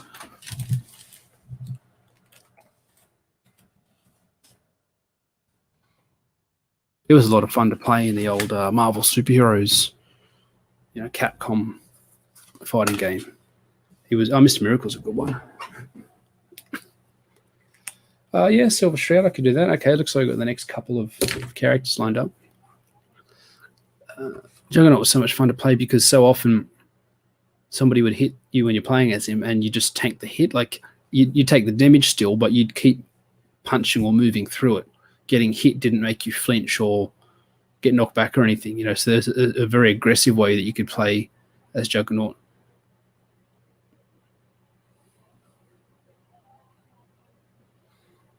I like the way the Japanese think about fighting. I've noticed that. I don't watch like a lot of anime or anything, but little bits and pieces I have watched, they tend to think broadly about fighting. It's not just I'll punch you till you fall down, or I punch you until there's a some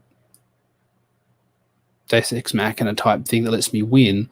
They have a concept for the fight before they start. There's some samurai anime I watched a few episodes of where he's got like the flat edge of the blade facing the wrong way so he doesn't kill people, but he's still a really good swordsman. And he's fighting this dude. The dude had striped sleeves on his clothes, and because of the way the stripes are horizontal, it changed your perception of how long his arms were.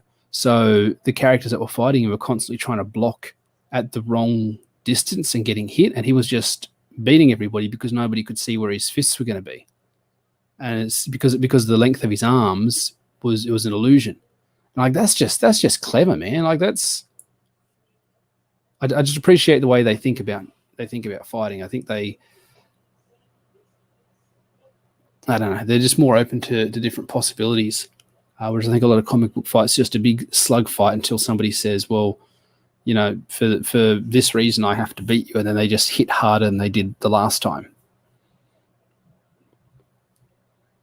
I had an idea for a long time about a hero that's solar powered, you know, like Superman, and because he's solar powered, he's drawing upon solar energy around him as he fights. So the idea is, as he's fighting and throwing these huge punches, to empower himself, he's drawing solar energy out of the air around him. So every time he goes to throw a punch, everything flashes dark, dims down, because he's literally drawing so much solar energy. He's dimming the light of the sun in the immediate area right before he punches. So there's like, you know, dim, and then he smashes it, he punches the guy, it goes dim again, he punches the guy, it goes dim again, it keeps flashing back and forward.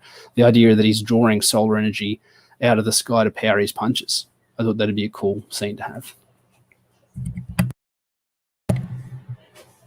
The boy's he's a funny little fellow. He just come in here and give me a hug without saying a word, and then walked out to go watch his show. How can you not find the best pictures of Juggernaut I can find are all toys? That just seems wrong.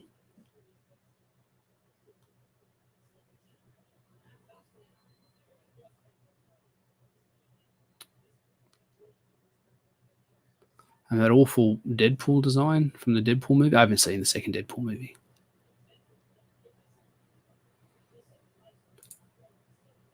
I'll have to do. Yeah, I'm gonna have to draw. I'm gonna have to use a picture of Juggernaut as a toy for reference. That's ridiculous.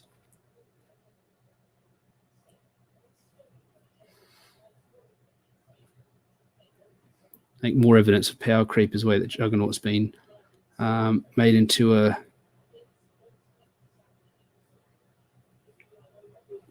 You know, he just gets punked out now. Like he's I remember the X-Men cartoon when he first turned up, and he just face rolled everybody, and you're scared. You're like, this dude. You think, okay, Colossus will do it. Wolverine's claws will do it. Cyclops' optic blast will do it. Nothing. Rogue will absorb his power. That's how they're going to beat. Rogue's going to absorb his powers. No. All they could do is knock his helmet off and trick him into walking away for a little while. So you're still going to have to fight him next week. Like he's coming back. Have you ever read Rising Stars by the guy that did Babylon 5? I still can't say his name. Someone taught me how to say his name, and then I forgot. They had a similar problem because the enemies are so powerful. There's no prison that could hold them. So what they'd do is they'd fly them to the Antarctic or the Arctic, drop them off in the cold, and say, okay, well, we'll see you in about 6 months when you walk home. You know, because these people had powers and they're invincible, but they couldn't necessarily fly. So all they did was postpone the next time they had to fight them. And they recognized that it wasn't a good solution. I think eventually what happened is one of their number died, and it caused all of them, the heroes and the villains, to sort of pull together. And can you guys even see that? To make the world a better place. I don't remember how it ended, though. I think I was collecting it. The same sort of thing happened. Like the artwork changed sort of halfway through. They just couldn't I want to say David Finch, but I'm not sure. Had that real gritty, real hyper detailed style. I don't know if it was David Finch, but whoever it was, they couldn't maintain the monthly pace. And like 6 issues in, they just had some like generic dude with a really generic image style come in, and it even back then it took all the wind out of my sails. Because all the, you see all the advertising, it's got the artwork, you think this is great artwork, 12 issues of this, 14 issues of this is going to be great, 6 issues in, no. Hate that.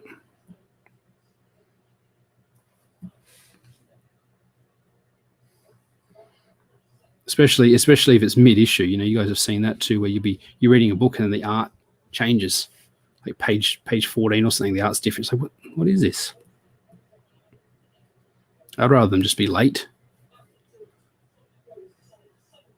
than have bad art in my collection.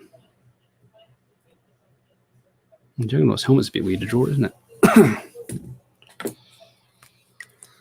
I gotta start going to bed earlier.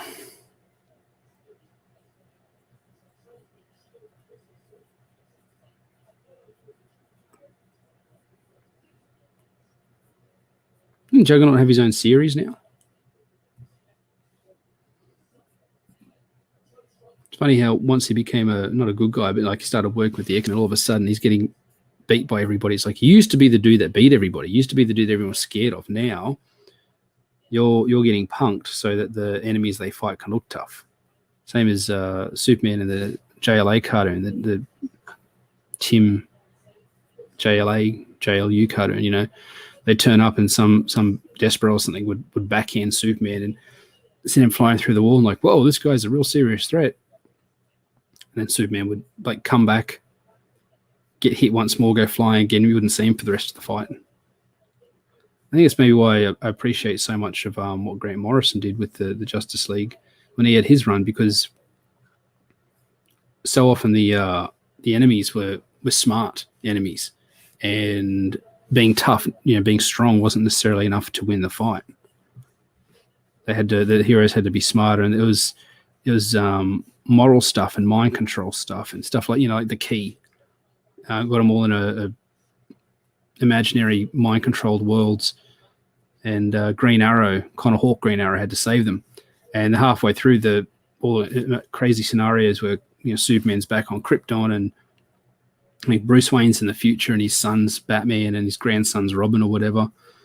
And Cancer Joker turns up for one last attempt, and Catwoman's there as his wife. She's like, Bruce, you've got to go save our kids. He's like, no, they're not my kids. This is a simulation. And he manages to like get his way into other people's simulation and wake them up. And Kyle Rayner, Green Lantern's the last one to realize it. And by that time, they're like, yep, Kyle, this is a simulation. We're all being lied to. Let's go. And he's like, wait, what? But there's a great line there where Batman says, this happens way too often. We need safeguards against this stuff. And if comics didn't change writers as often as they do, if people were able to stay on, I think you could have a really good story about, heroes doing just that, saying, well, look, this is happening all the time. This is, we need to make changes. We need to be better. And you can see them grow as a team, improve their resources, use Kryptonian, Thanagarian technology, Randian technology, whatever, to protect themselves. They did a bit of that in Identity Crisis. And they're trying to work out who killed Sue Dibney. And they're using, Thanagarian technology and Kryptonian technology to block teleporting, to block all the molecules, lock them in place so that Batman could do like a full forensic scan of the area. Mr. Terrific was there. It's got to be tough, Crazy Mad, when they take your favorite villain and they turn him into a hero, and you're like, oh, he's just going to suck now. I mean, I think universally, show me an example where I'm wrong. I'd like somebody to say, no, here's an example. I'm sure one exists. Like Piccolo, same thing. Piccolo was like the scariest dude in Dragon Ball by all accounts, and then he becomes like a good guy, and he's cool, but he doesn't do a lot. And a big part of that's like it's the Goku show, and that's a problem in itself. Vegeta, same thing. He's like the baddest dude around. Just killed the whole planet by waving his hand at it, and then he becomes a good guy, and then he becomes like this dad that settles down and grows a mustache and gets bitched out by Bulma. It's like that's a shame. Green Ranger. There you go. Yep. An example of where somebody goes from a bad guy to a good guy and actually gets cooler. I mean, I remember watching Dragon Ball Z the first time around years ago when it was on Cheese TV. And the Australians my age will know that, Cheese TV. And thinking to myself, well, this Vegeta guy got away. He's alive. He survived. He was kind of cool, even though he's a bad guy. It'd be nice if they brought him back somehow, even if he changed sides. Like you could see, it's really well written. You could see that he was there angry at the scanner because the scanner had betrayed him. But you told me you only had this level power. Well, there's more to power than that number, isn't it? More than that raw number. And that realization set him on this path of improvement. I was glad they brought him back and sort of made him, and it's a very gradual thing because he's always a prick. He's still a prick. He's sort of prick that will let his own son get bashed or nearly killed. He didn't he let like Majin Buu control him so he could get that extra power? I don't remember. I started tuning out with the whole android thing. I thought it was dumb that mankind could make an android that's stronger than Frieza. It could just add something real simple. Said Dr. Gero found like some alien warp heart and engine drive, and he used that to power the androids, and that's why they're so powerful. I could have bought that, but the fact that there's just some rando dudes making these humanoid androids that still have wombs and can have babies for reasons, that was stronger than Freeze. Like Freeze was the scariest dude on that show. He was just murking everybody.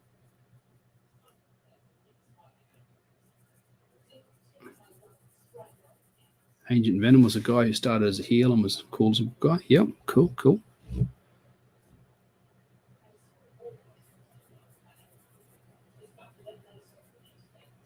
I think Venom himself might be an example of someone who started as a bad guy, became like an anti-hero type good guy, and didn't lose too much of what made him popular. I mean, there's a few times there where as Eddie Brock, he's under the streets of San Francisco, living like a homeless person, and he's stealing food for the homeless kids and stuff. It's a bit, they're like, oh, thanks for the food, Uncle Venom. It's like, no, don't do that.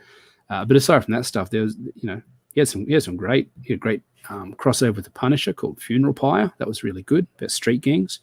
That was it.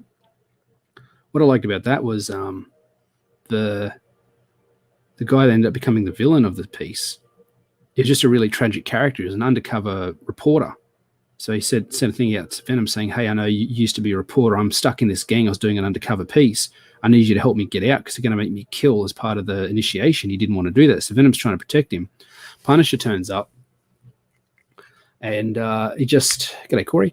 And he just wanted to kill everybody because he's a Punisher, and he didn't see that there was innocent people in there. He didn't recognize that this guy was not a gangbanger.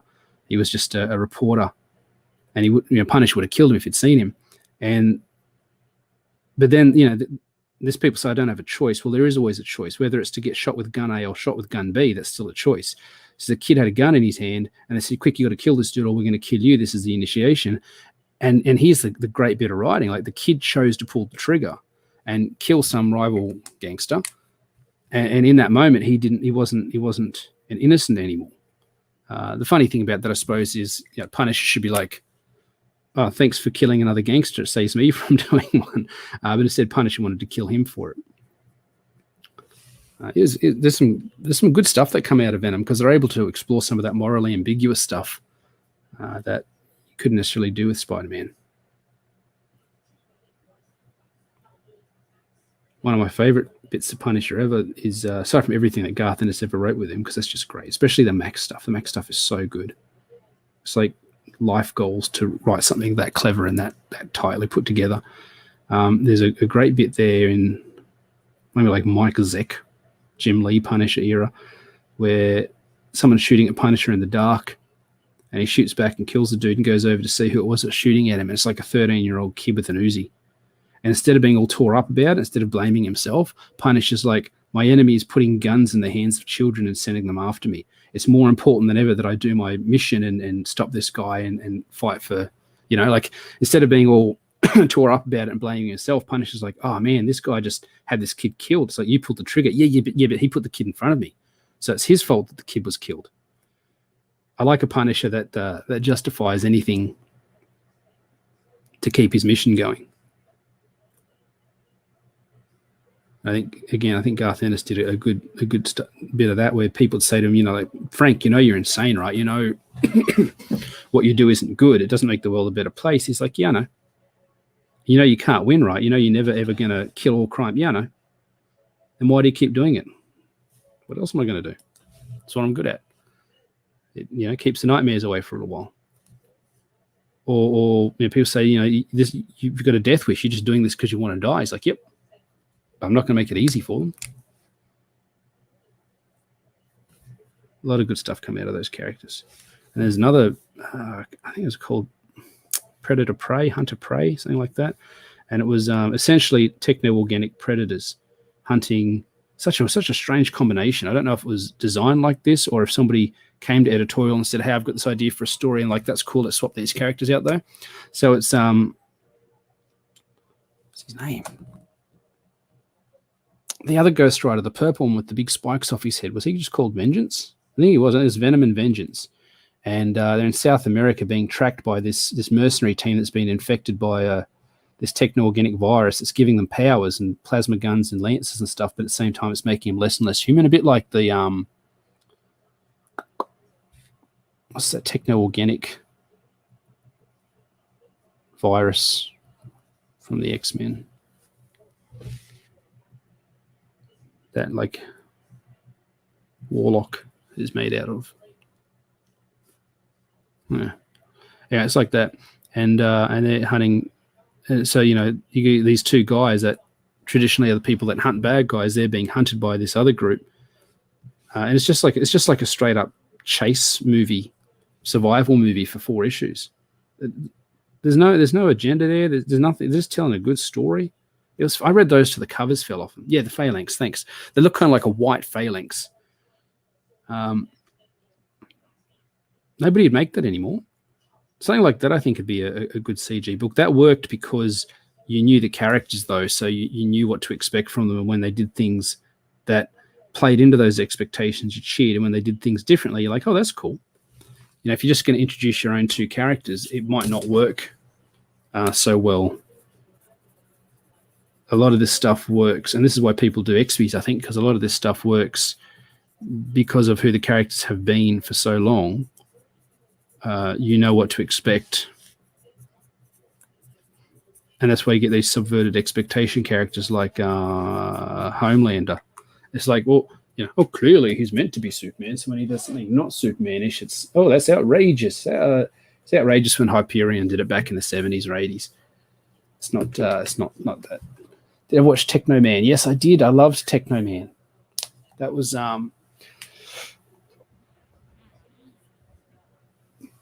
such a great show. That's a lot of fun. Had great continuity, and right at the end there, where he saves the universe but ends up in a wheelchair, is little better than a vegetable. As a kid, I was just like, wow, I didn't expect that sort of ending. Usually the hero wins and gets the girl, but instead he's stuck in a wheelchair looking at a lake, barely cognizant.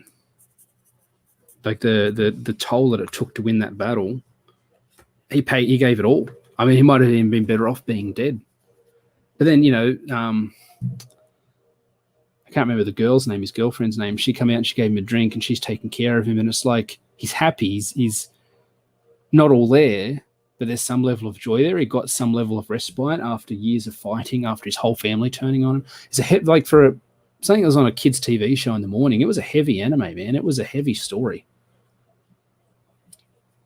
Cyborgs, not androids. That's how 18 get pregnant. Mistranslation. There you go. And a lot of people don't know the difference, even today, between cyborg, robot, and android. What do we have? Another idea? Juggernaut and Mr. Miracle. Yeah, cool. Another classic character, another great design.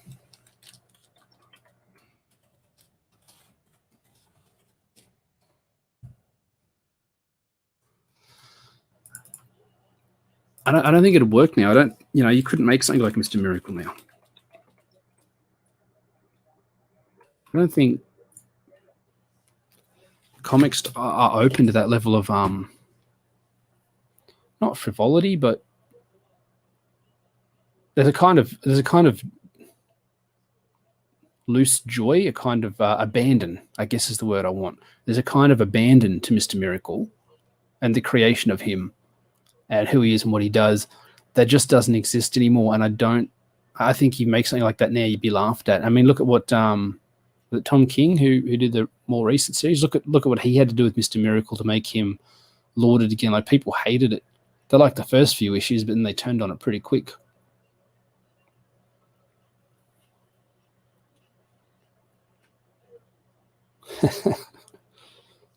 King, OT Tom. Trying to find a good Kirby picture. I don't like the Mr. Miracle redesign. It's trying too hard.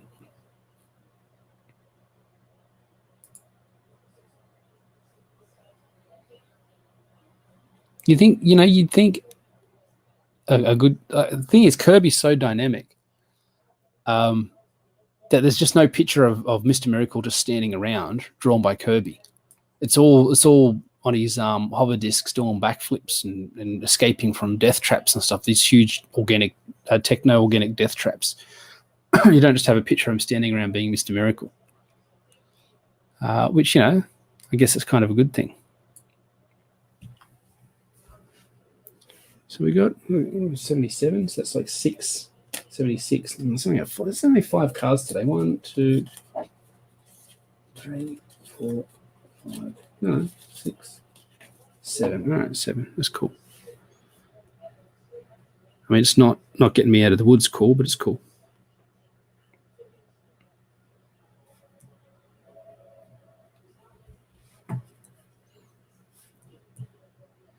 I've always liked Mr. Miracle's design. I didn't always like the idea of the character, but when I first come across him as a kid, he was just an escape artist married to this Amazon with a dwarf sidekick that sometimes helped out Batman in cases. I didn't know about Fourth World, about who his father was, about his history and all that sort of stuff.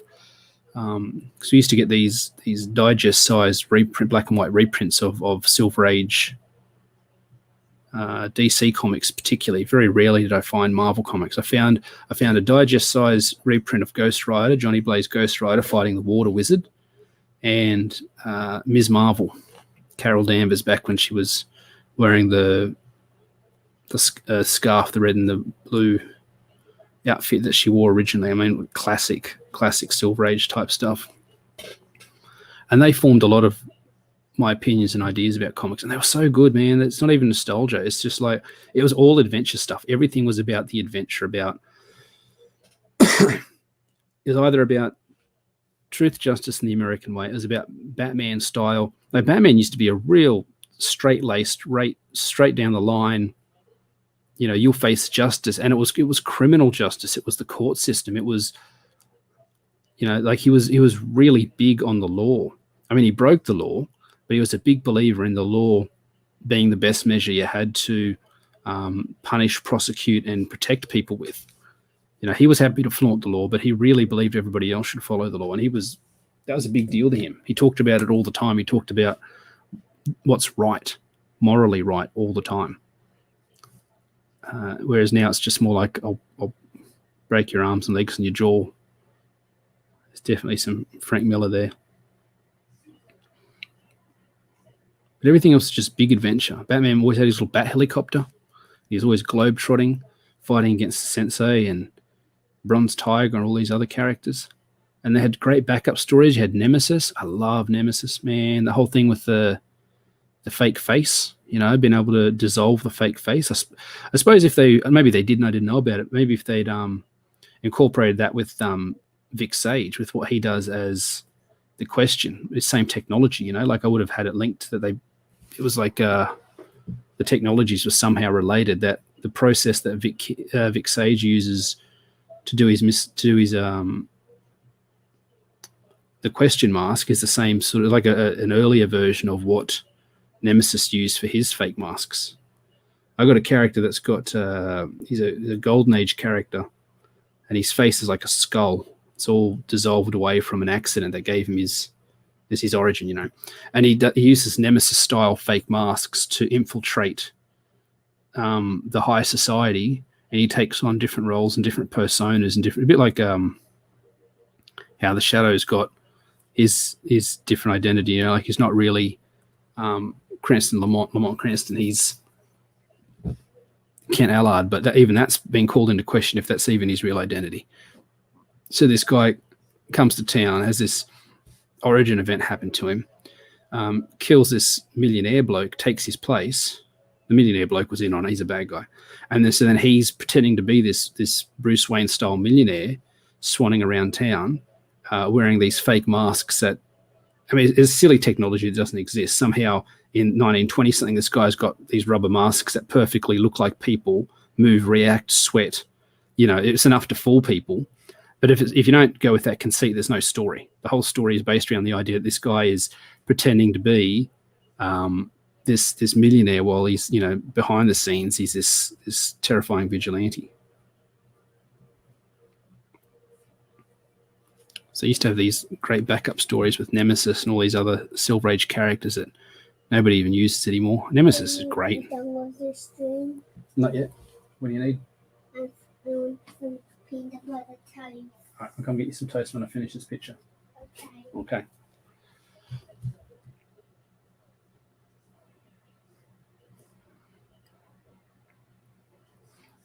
And I think because they were rereadable, because they were adventure stories, they're so rereadable. I'd go back and I didn't lack for them. Once you'd found the pile of secondhand comics down at the bookstore, 20 cents, 50 cents, depending on whether they had a cover or not, you could just reread them over and over again. JLA, Batman, Wildcat, Nemesis, Mr. Miracle, all these fantastic characters. I don't hardly reread new comics these days. They just, you read it, and you could say, well, it's you're a kid and you had less stuff competing for your time and you're less cynical. I don't know, maybe. But I feel like those old comics had a lot more worth and value. But then, I also picked up one of those black and white, I don't know, whatever they call them, editions that Marvel does, where they reprint a bunch of old comics. I picked up a couple of Ghost Rider ones looking for that specific Johnny Blaze Water Wizard issue that I had in a digest reprint as a kid. And, it was cool to reread it and remember it, but the stories on either side of it weren't great. They weren't memorable. And I didn't actually end up finishing the whole, I don't know what you'd call it. I mean, they're fairly thick omnibus. It's like 2 inches thick of comics, for $30, $40, whatever. Black and white newsprint reprints. But I didn't end up finishing it all because some of it's too wordy. Sometimes the stories just weren't that strong. So I'm not here thinking that all old stuff was better and old stuff was the best. I'm just saying the stuff that I read is full-on adventure comics that had a lot of reread value, and there's a sense of wonder and anything goes. And I think that's why the Who's Who really appealed to me, because it's sort of a deep dive into this insane world where stuff's been going on for decades without you, and you're just playing catch up. You turn up and they're like, hey, welcome. Here's 40 years worth of character backstory. I was born in the early 80s, so at that point, DC had been publishing for 50 years already. They're like, here's 5 decades worth of backstory and characters, and they're all linked and it's all related and it all matters. Back when it used to matter. Someone was commenting about how they're disappointed that that Donny Cates taking over Hulk, and he's probably going to ignore the entire Hulk run, that was the Immortal Hulk run that was just done before that. And someone said, Donny Cates is just going to have Hulk fighting the Yeti or something, and that's it, and none of this is going to matter. And I nearly responded, and I didn't, because it's just not worth it. But I was going to say something along the lines of, there used to be a time where that stuff did all matter. If you came on after, if Phil was writing Fantastic Four and then he left for another book, and I come on to Fantastic Four and I was writing it, I would have to take into account everything that Phil did. That stuff would matter. If he gave Johnny a girlfriend, I'd have to be keeping in mind that Johnny had a girlfriend when I was writing anything with Johnny in it. that stuff really used to matter. You used to have to take into account what the writer before you did. And your pitch, I imagine, since I never worked in Marvel editorial during the 70s, but I would imagine your pitch had to take into account what was being done before. And you had to sort of say, this is what I'm going to do with what Phil did before me. I'm either going to ignore it, change it, use it, whatever. And you do these, Zach talks about how, was it Ann Senti left, or was it Frank Miller left Matt Murdock as a fry cook and with nothing. And it was like a blank slate for whoever comes in. Pitches be crazy. Whoever comes in next, it gave them a blank slate to build from, which I think is a really respectful way to leave a character. Almost like, that's not the right pen, almost like The Simpsons. I put a pen down to pick up another pen. I picked up the same pen I just put down. The Simpsons resets the status quo. Almost nothing continues. I mean, Maud Flanders is still dead, but aside from that, not a lot changes. I think Edna Krabappel died as well, but I haven't watched The Simpsons in 15 years. Hasn't been good in 20. I was only talking with the missus the other day about how at its peak, though, The Simpsons was like the smartest show on television. I think humor's completely subjective, sure, but some of those episodes, the humor was just so absurd and so clever. There was nothing else like, and I'd still hold it up as at its peak. I mean, if you're going to average it out, it comes out kind of average because there's so many bad seasons, so many bad tired episodes that never should have been, and the movie. But if you're just to like pick peak Simpsons, I'd put that in terms of smart TV up against just about anything else that's ever been made in terms of smart, well-written television. How the mighty have fallen. And again, I'd say the same thing about this Peter Gunn that I'm watching. Like I'd put 25 minutes of it up against 25 minutes of nearly anything else. Now, the action's pretty average because I'm sure back in the day they didn't really have proper choreographers. They're just like, okay, Steve, you and John are going to tussle here, and you vaguely need to roll around and push him through the table as part of the story. So he's got to land on the table, okay? And we have a stuntman do the land on the table. But there didn't seem to be, you've probably seen it in old westerns and stuff where they're rolling around, scrabbling on the ground, fighting. It's really just tussling and rolling. And one guy's got a knife or something, and the other guy's trying to grab the guy's knife hand and push it back down to the ground. So the guy underneath has got the knife, and the guy on top's trying to grab his hand and push his hand back and down so he drops the knife. But the guy with the knife, the actor, he knows he's not allowed to just stab because he's got to get thwarted. The knife's got to be stopped. But because they didn't choreograph it, and because it's just this mad scrabble that was filmed, the guy on top can't quite grab the guy on the bottom's hand. So the guy on the bottom sort of flails around pointlessly, but keeps his hand in the right zone so the guy on top can grab it and go, haha, I've got your knife. Like it was really badly put together. So the action in Peter Gunn's pretty average, and he gets knocked out or beat up pretty much every episode. I don't like PIs that aren't, it happens a lot. Jim Rockford's the same. He gets beat up, he gets held at gunpoint, he gets punked out almost every episode. And he's clever and he wins and he always comes back. But gee, it's frustrating to watch him get punked out. So when I wrote my own detective stories, I made him really capable, just like a really competent fighter. He admits later on, he goes, I'm not the best detective because I'm not so good at noticing clues. And my technique is basically I wander around and find someone who looks like they know more than I do. Then I beat them up till I find the information I want. He goes, but he can handle himself in a fight. If you want somebody found in the city, he'll find them. If they're alive and in the city, he'll find them because, g'day, Mike. Because that's really his priority. That's what he's good at. He's a physical, capable bloke. I got tired of seeing these detectives that just keep getting knocked out and clubbed from behind. Like as good as Peter Gunn is, he's constantly just getting beat up and pushed around and punked out. We'll do this thing where he'll turn around and punch one guy and leave himself open to the other two guys behind him, and they club him in the back of the head with a 38 special, and it's all over. South Park's humor actually got better over time. It might have. Yeah, I think it did.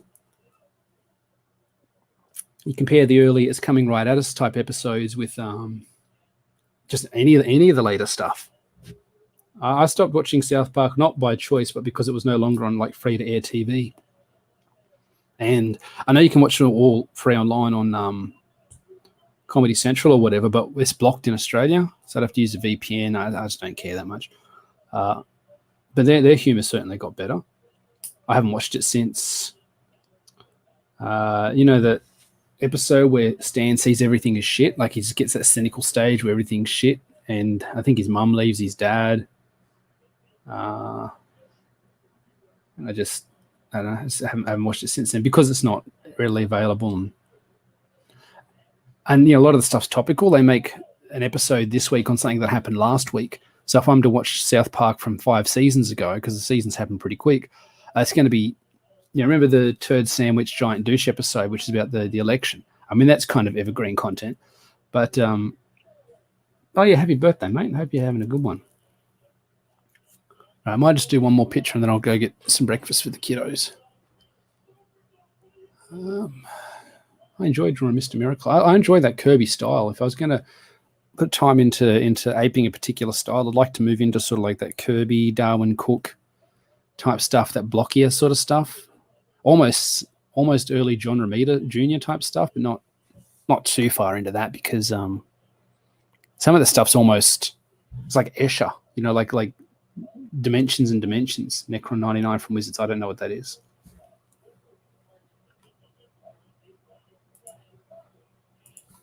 A 12-string guitar, 12-inch guitar. Man walks into the bar, takes out a tiny piano and a 12-inch pianist. Necron. Only Necrons I know are from 40k.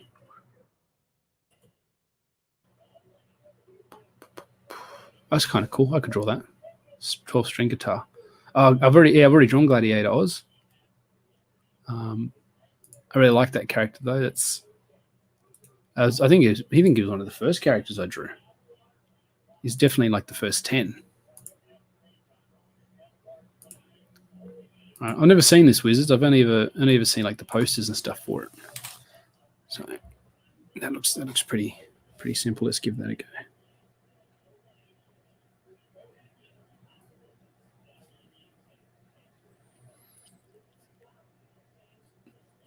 I almost didn't turn up this morning. I was going to postpone it again.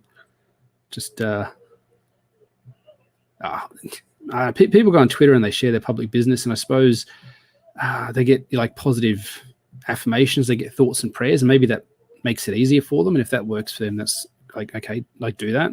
I'm not going to say that's not a good thing to do. I don't really talk about my own stuff so much. I did mention about how the mandates are going to leave my wife and I out of work. It looks like she's got a medical exemption because she is actually a cancer survivor. It's not something I talk about a lot. But she's a tough lady, my girl, my woman.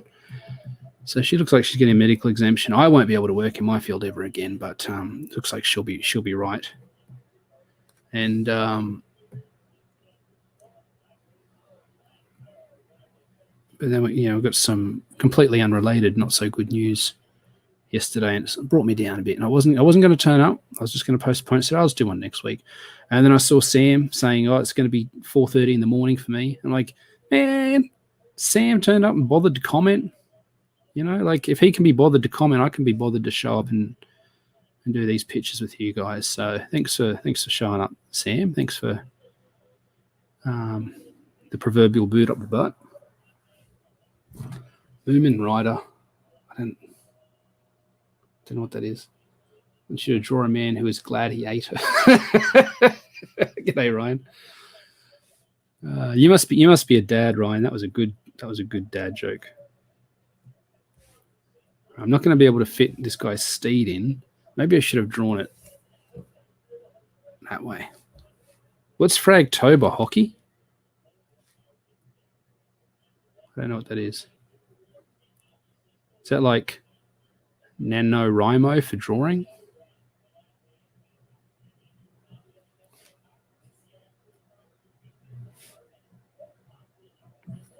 I hope I can get some writing done today. I've got so many novel ideas and outlines and stuff that I want to get done. It's just a matter of time, isn't it?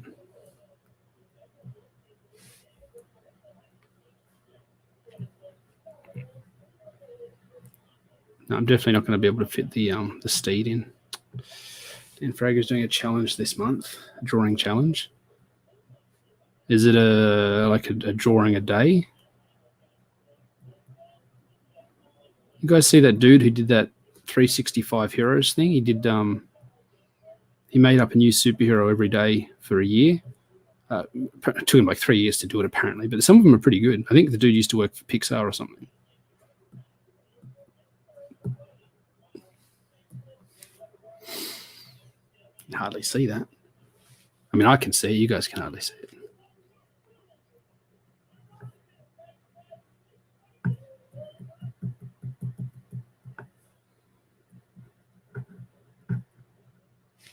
I'll have to, every day of October, Frag has to draw. That's at the draw stream with guests. Yeah. Yeah, well, Aardvark's been doing something similar, doing a hero. I think he's doing a hero a day as well. Using like hero generating software, like it's got bits and pieces and parameters. I mean, for that sort of stuff, it's really his guests on, and they choose something to draw it now. It'll be in there. Oh, cool. Congratulations on an invite, mate.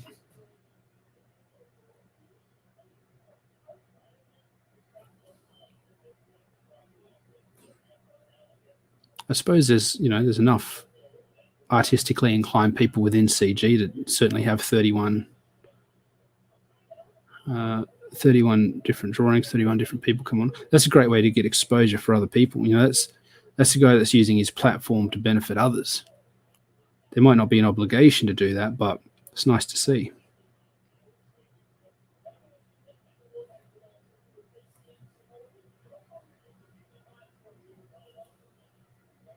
And I think it's a natural response. When you are successful, I think a natural response is to want to either help or see other people be successful, and to see them be successful. One way to do that is to help. I think the people who get in anything, somebody gets successful. You see it all the time in business. It's like, oh, we're the number one distributor of, I don't know, toilet paper, whatever. And this company is the number 2 distributor of toilet paper. So we're going to do everything we can to ruin them and put them out of business. Why? Because they want to be number 1 and we're number 1. They're not going to be happy being number 2. That's human nature. Number 2 toilet paper. Funnier than I thought. So it's this sort of unsaid thing where they're both gunning for each other. And even if they would agree and say, look, I'm happy just being the second biggest. I mean, I'm a millionaire still. You can be the biggest, I'll be the second. It's not enough. Everybody wants all the market share. They don't want to share.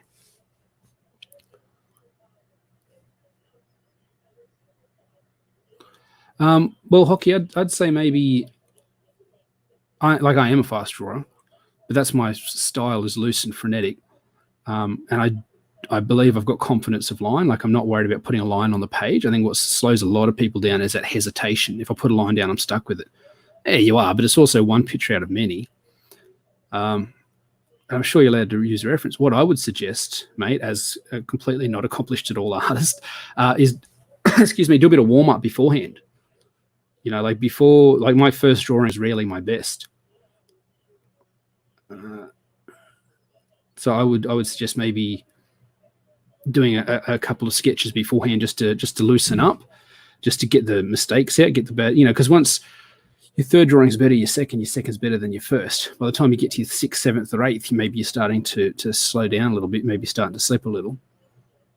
But there's a great midpoint there. And if you've got a couple of weeks, maybe you can work out what your midpoint is. Sit down, draw 2, 3, 4, 5, 6 pictures and see where your midpoint is. If it's sort of 4 or 5, do 3 or 4 pictures before you jump on with Dan.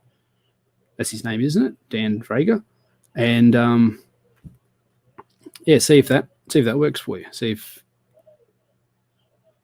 prepping. Do you prep? Is my advice. That's what I would do. That's what I would do if I was going on to draw with someone and I felt like I had to put on a show. Like here, I can just be me. But if I felt like I had to go on and perform, I would. You guys can't even see what I'm doing. I'd be doing a few warm-ups ahead of time just to make sure that I'm firing on all cylinders when the time comes.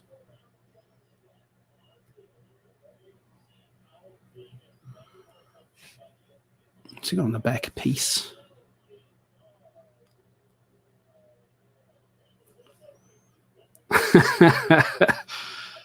You're a funny guy, Oz.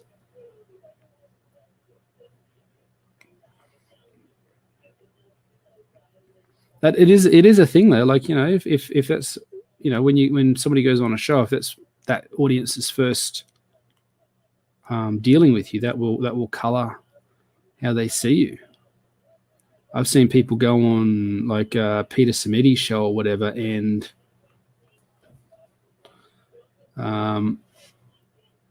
not do so well. Pete's gentle.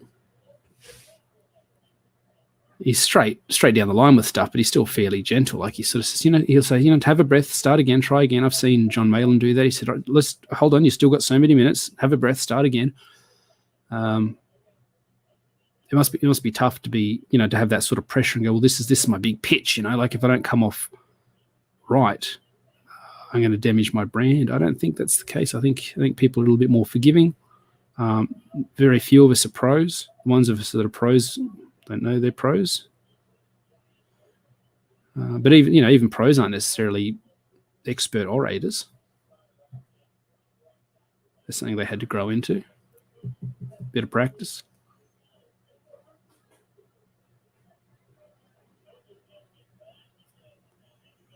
Don't like rendering, I'd recommend with the story of the picture.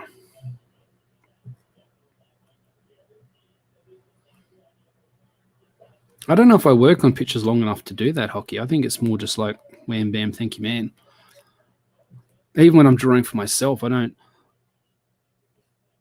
tend to do a whole bunch of, I said don't do a whole bunch of rendering. I basically paint my pictures with graphite. I do heaps of rendering, but it's all sort of like blocks of shadow and stuff. I don't, if there's a really detailed chest plate, I just do like some scribbly little bits. I don't care too much about the specifics. Killer Croc knitting. That's cool. Okay, so again, I suppose aside from these, because I mostly draw OC donut steels, because I draw my own characters, I don't think so much about, like that sort of things, like take a character and put him in an unusual situation, put him in something that's ironic, or like Tony Stark working on a under the hood of a Corvette or something, like it's another powerful machine, high performance machine sort of thing. That's, whenever you see Superman doing something really mundane, the old cat out of the tree, or, because I'm drawing original characters, mostly it's just for reference and stuff. What is that on at like regular normal human time, Hockey, or is that on at some weird American time, some ungodly hour? If it's on at something reasonable, I'd like to be there and offer my support in the chat for my countrymen. I want to say, I'm sure you'll be fine. I'm sure you'll do fine. But it sounds like platitudes when people do that. People get told that and then they bomb. I want to say, I have confidence that you'll do fine. But I don't want it to sound like a platitude. I don't want it to sound like just something people say to, somebody goes, oh, I'm really concerned about this thing. It'll be fine. You've done nothing to address my concerns, and you've just palmed me off. I feel worse. For having talked to you. I should have said nothing. I like this retro trigger. It's like some old, World War I style. Yes, I like the aesthetic of ugly guns. There's some really ugly guns out there that's got really interesting aesthetics that make them fun to draw and fun. I struggle with drawing guns. Guns and women. Two dangerous things I struggle to draw well.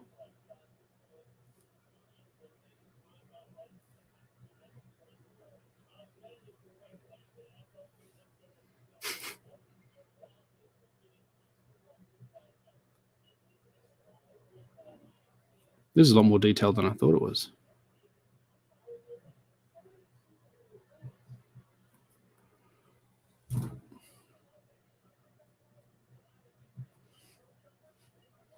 Now, black outline will pull the whole thing together.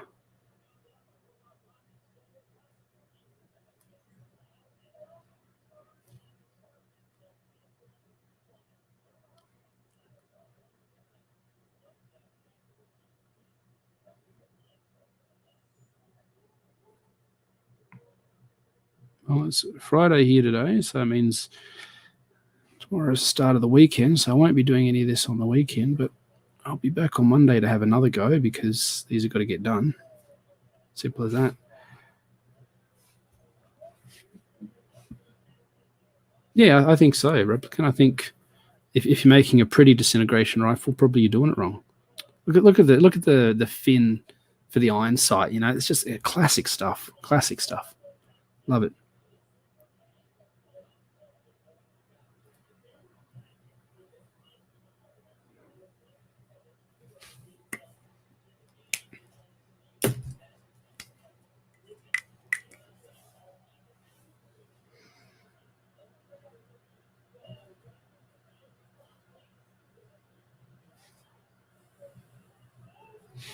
This is certainly the most time I've ever spent drawing other people's characters. I've never been the sort of artist that draws.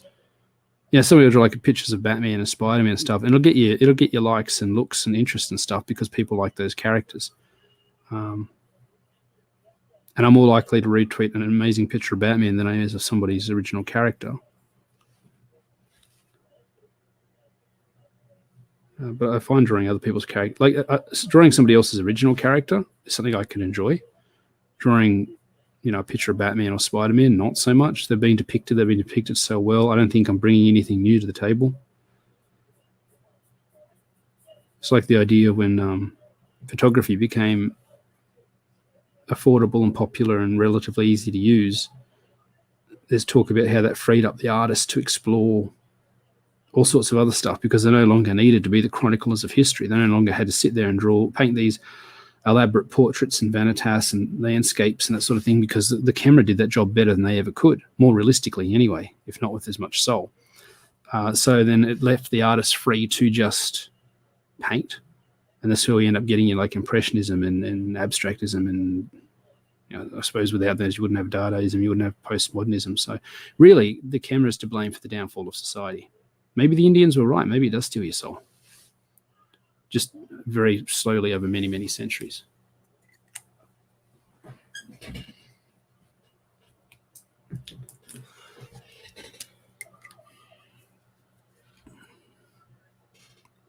Something I've really been enjoying lately is doing design work with people. It's funny because I'll help someone design their character, and then I'll turn around, somebody will help me design my character. Like I said, Dean helped me put the cherry on top of a design that I've been stuck on for probably 3 years now, I reckon. This one character, I just couldn't quite come up with anything that I felt really suited the weight that the character had. There's a gravitas to it. There's an ominous sense. I couldn't quite get the balance of Golden Age hero and 1910s mystery man. I didn't want a shadow style hat and cloak. I didn't want a scarf, but I also didn't want him to be full Mr. Miracle either. I didn't want him to be a member of the JSA. I had bits and pieces I liked, but I didn't quite like how they all went together, and Dean managed to just sort of tie it all together. It ended up being a little bit more modern than I would have thought, but I like how it looks. So that element of modernism is something I'm just accept. But then I'm doing character designs for other people. So it's funny. And this is, again, what I was saying earlier on in the stream. You just got to get that other opinion, that other insight. If I'm able to design characters for other people and say, I love that, it's fantastic, that's how the character's going to look, let's go with that. And then I can't turn around and finalize the design of my own characters because I'm in my own head and I can only see what I can see. You need to have that outside perspective. Like, you guys, you've got to collaborate. You've got to be working with other people. Some people charge for it. Some people are happy just to do it as I like doing it just as an exercise, especially like costume design, straight up spandex superhero costumes. So good, brother. You don't owe me anything. You're my boy. That's how it be.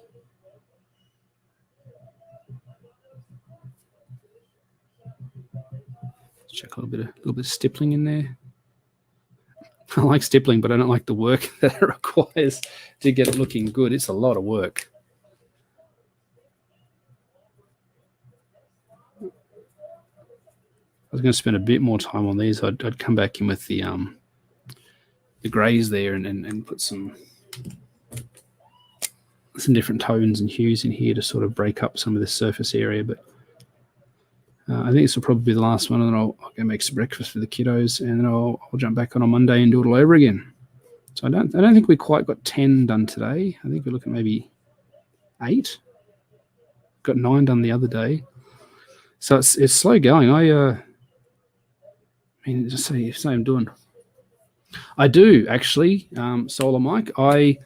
That's primarily what I do. I've edited a dozen indie books this year, and my company, my PTY Ltd.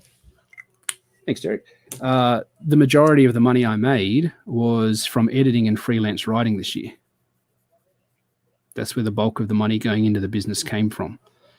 So if anybody is interested in having an editor, having me edit their stuff, like, you need an editor, straight up.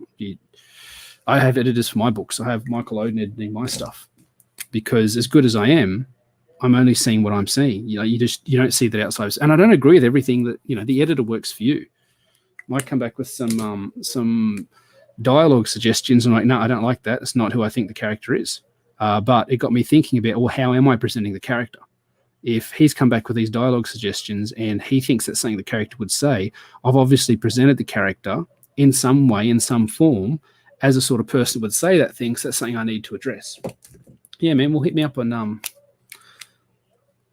Now, I will add the caveat, of course, like I said, that's where the majority of the money comes from. Like, I don't really do freebies. I will charge you for it because my time is my time. I edited one chapter of one book for one dude. Just because I'd never really done it, just a couple of years ago. I hadn't really done it before, and I thought it's something I could be good at. And I gave him the suggestions, and he's like, yeah, that's not really the feedback I wanted. And then he like blocked me and never talked to me again. I'm like, ow. And I was talking to Joshua Lysek about it, who, if you're not following Joshua on Twitter, that's a mistake. Go check him out. The dude is, he's like this guru. I think he's like probably half of what he tells us is true is actually true. But he says it with the authority of somebody that's lived it, and you're just like, I don't know, man. I'm just not going to question it. I just think he just knows what he's talking about, I was talking with Joshua Lysek about it, and he said, well, what happened was you did it for free.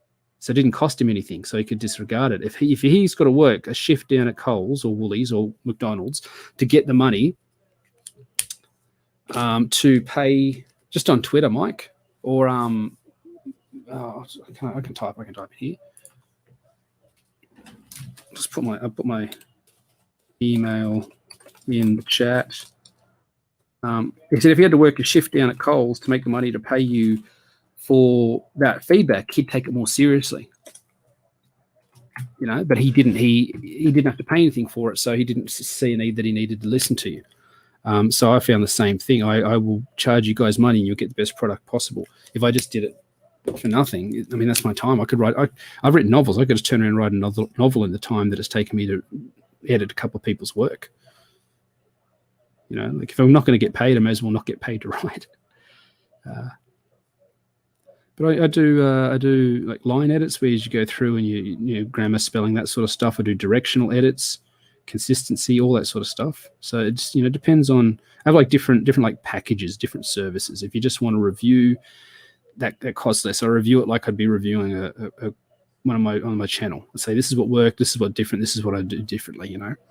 If you want a full-on directional edit, I go through line by line and I look at everything. I look at consistency. I look at if the character sounds the same all the way through, if the story makes sense, if your themes are on point, if it's believable.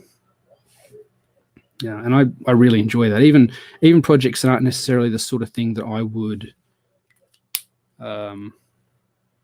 necessarily pick up and purchase and read myself, I've ended up really enjoying doing the editing work on them. So I've done a lot of it this year, but I'd like to do more. I'd basically like to always have a project on the go, an editing project on the go. I think the work's out there. It's just a matter of getting seen, getting known, and I think that'll change over the next couple of months. There's more and more books coming out that's got my name in the editor's credit, and I think people are going to, people don't really pay attention to the editor. But when I point out, hey, I've edited Star Circuit, I've edited The Embrace, I've edited Akira Inu, I've edited, there's like a dozen books coming out this year and next year that I've edited. I'd like to be the premier edit guy for CG and I suppose the wider indie scene if they'll have me. They might not. But that's a grind too. You got to work at that and you got to build up to that. All right, man. Yeah, that's right. A lot of people do want something for nothing, and I don't. Like Dean did a pin-up of The Sinner, and then Peter Palmiotti did the inks on it, and Peter's like, oh, am I getting paid for this one? I'm like, yeah, man, there's no freebies here. Like, you're an industry veteran. Like, you've got skills. We're paying you for your time. You did the work. You're getting paid. You know, just because he's inking The Sinner, but that doesn't mean he's doing free pinups for me. It doesn't mean that that's part of the part and parcel of that package. You know, I think good work demands fair recompense. All right, so there is Necron 99. I better put that on the back. What number is this? 70. I want to say 8. 78. Whew. Man, I still got like 120 of these to go. Oh, whose idea was this to give away a sketch card to everybody that backed the book in a physical format? This is, yeah, that's right. Like, and you could tell that he must have been in a situation somewhere where he's done work and someone said, thanks, this is going to look great. And he's just there with his hand out and he's like, oh, I guess I'm not getting paid for this, you know? So he felt like he had to need to ask us to clarify it. It's like, no, bro, you're getting paid because you're doing good work, you know? I was gonna be like, oh, he makes Dean's work look good, but that's bullshit because Dean's work is great. I can't even make that joke. All right, there's Necron 99. I'm actually pretty happy with how that one came out. It's got a great loose, slouchy style, very, you know, Fritz the Cat, Robert Crumb sort of stuff, same era. Yeah, that's cool. Okay. If the kids weren't awake, I'd do a couple more and get us up to 80, but they're awake and they need to be fed. So it's been nearly 3 hours. I'm going to knock it on the head there and head off, ladies and gents. I will see you guys on Monday. Do the same thing again. Anybody wants to turn up, you're, of course, more than welcome. Sorry if I missed anything particularly worthwhile in the chat. I'm just trying to balance off talking, writing, and interacting with you guys, but I'm glad that you're here. I'll put it up on Twitter when I'm going to be doing this next. If you like and subscribe, hit the bell, that sort of stuff. See you, Derek. See you, Johnny. You excuse me, you get an alert that I'm going live. So if you're awake and you get that alert, you'll know that it's happening and you can jump on. But I'd say around about the same time, 7:30, 8 o'clock Australian time. Monday morning, the missus will be off at work, kids will be asleep, and I'll smash out another 10 cards or so. And if anybody's looking for any editing work, hit me up on Twitter. I also put my email, leebyroncarver@gmail.com or blackpriorpress@gmail.com. I'm a man of many alts. Thanks for turning up, guys, and I will see you again later. Bye.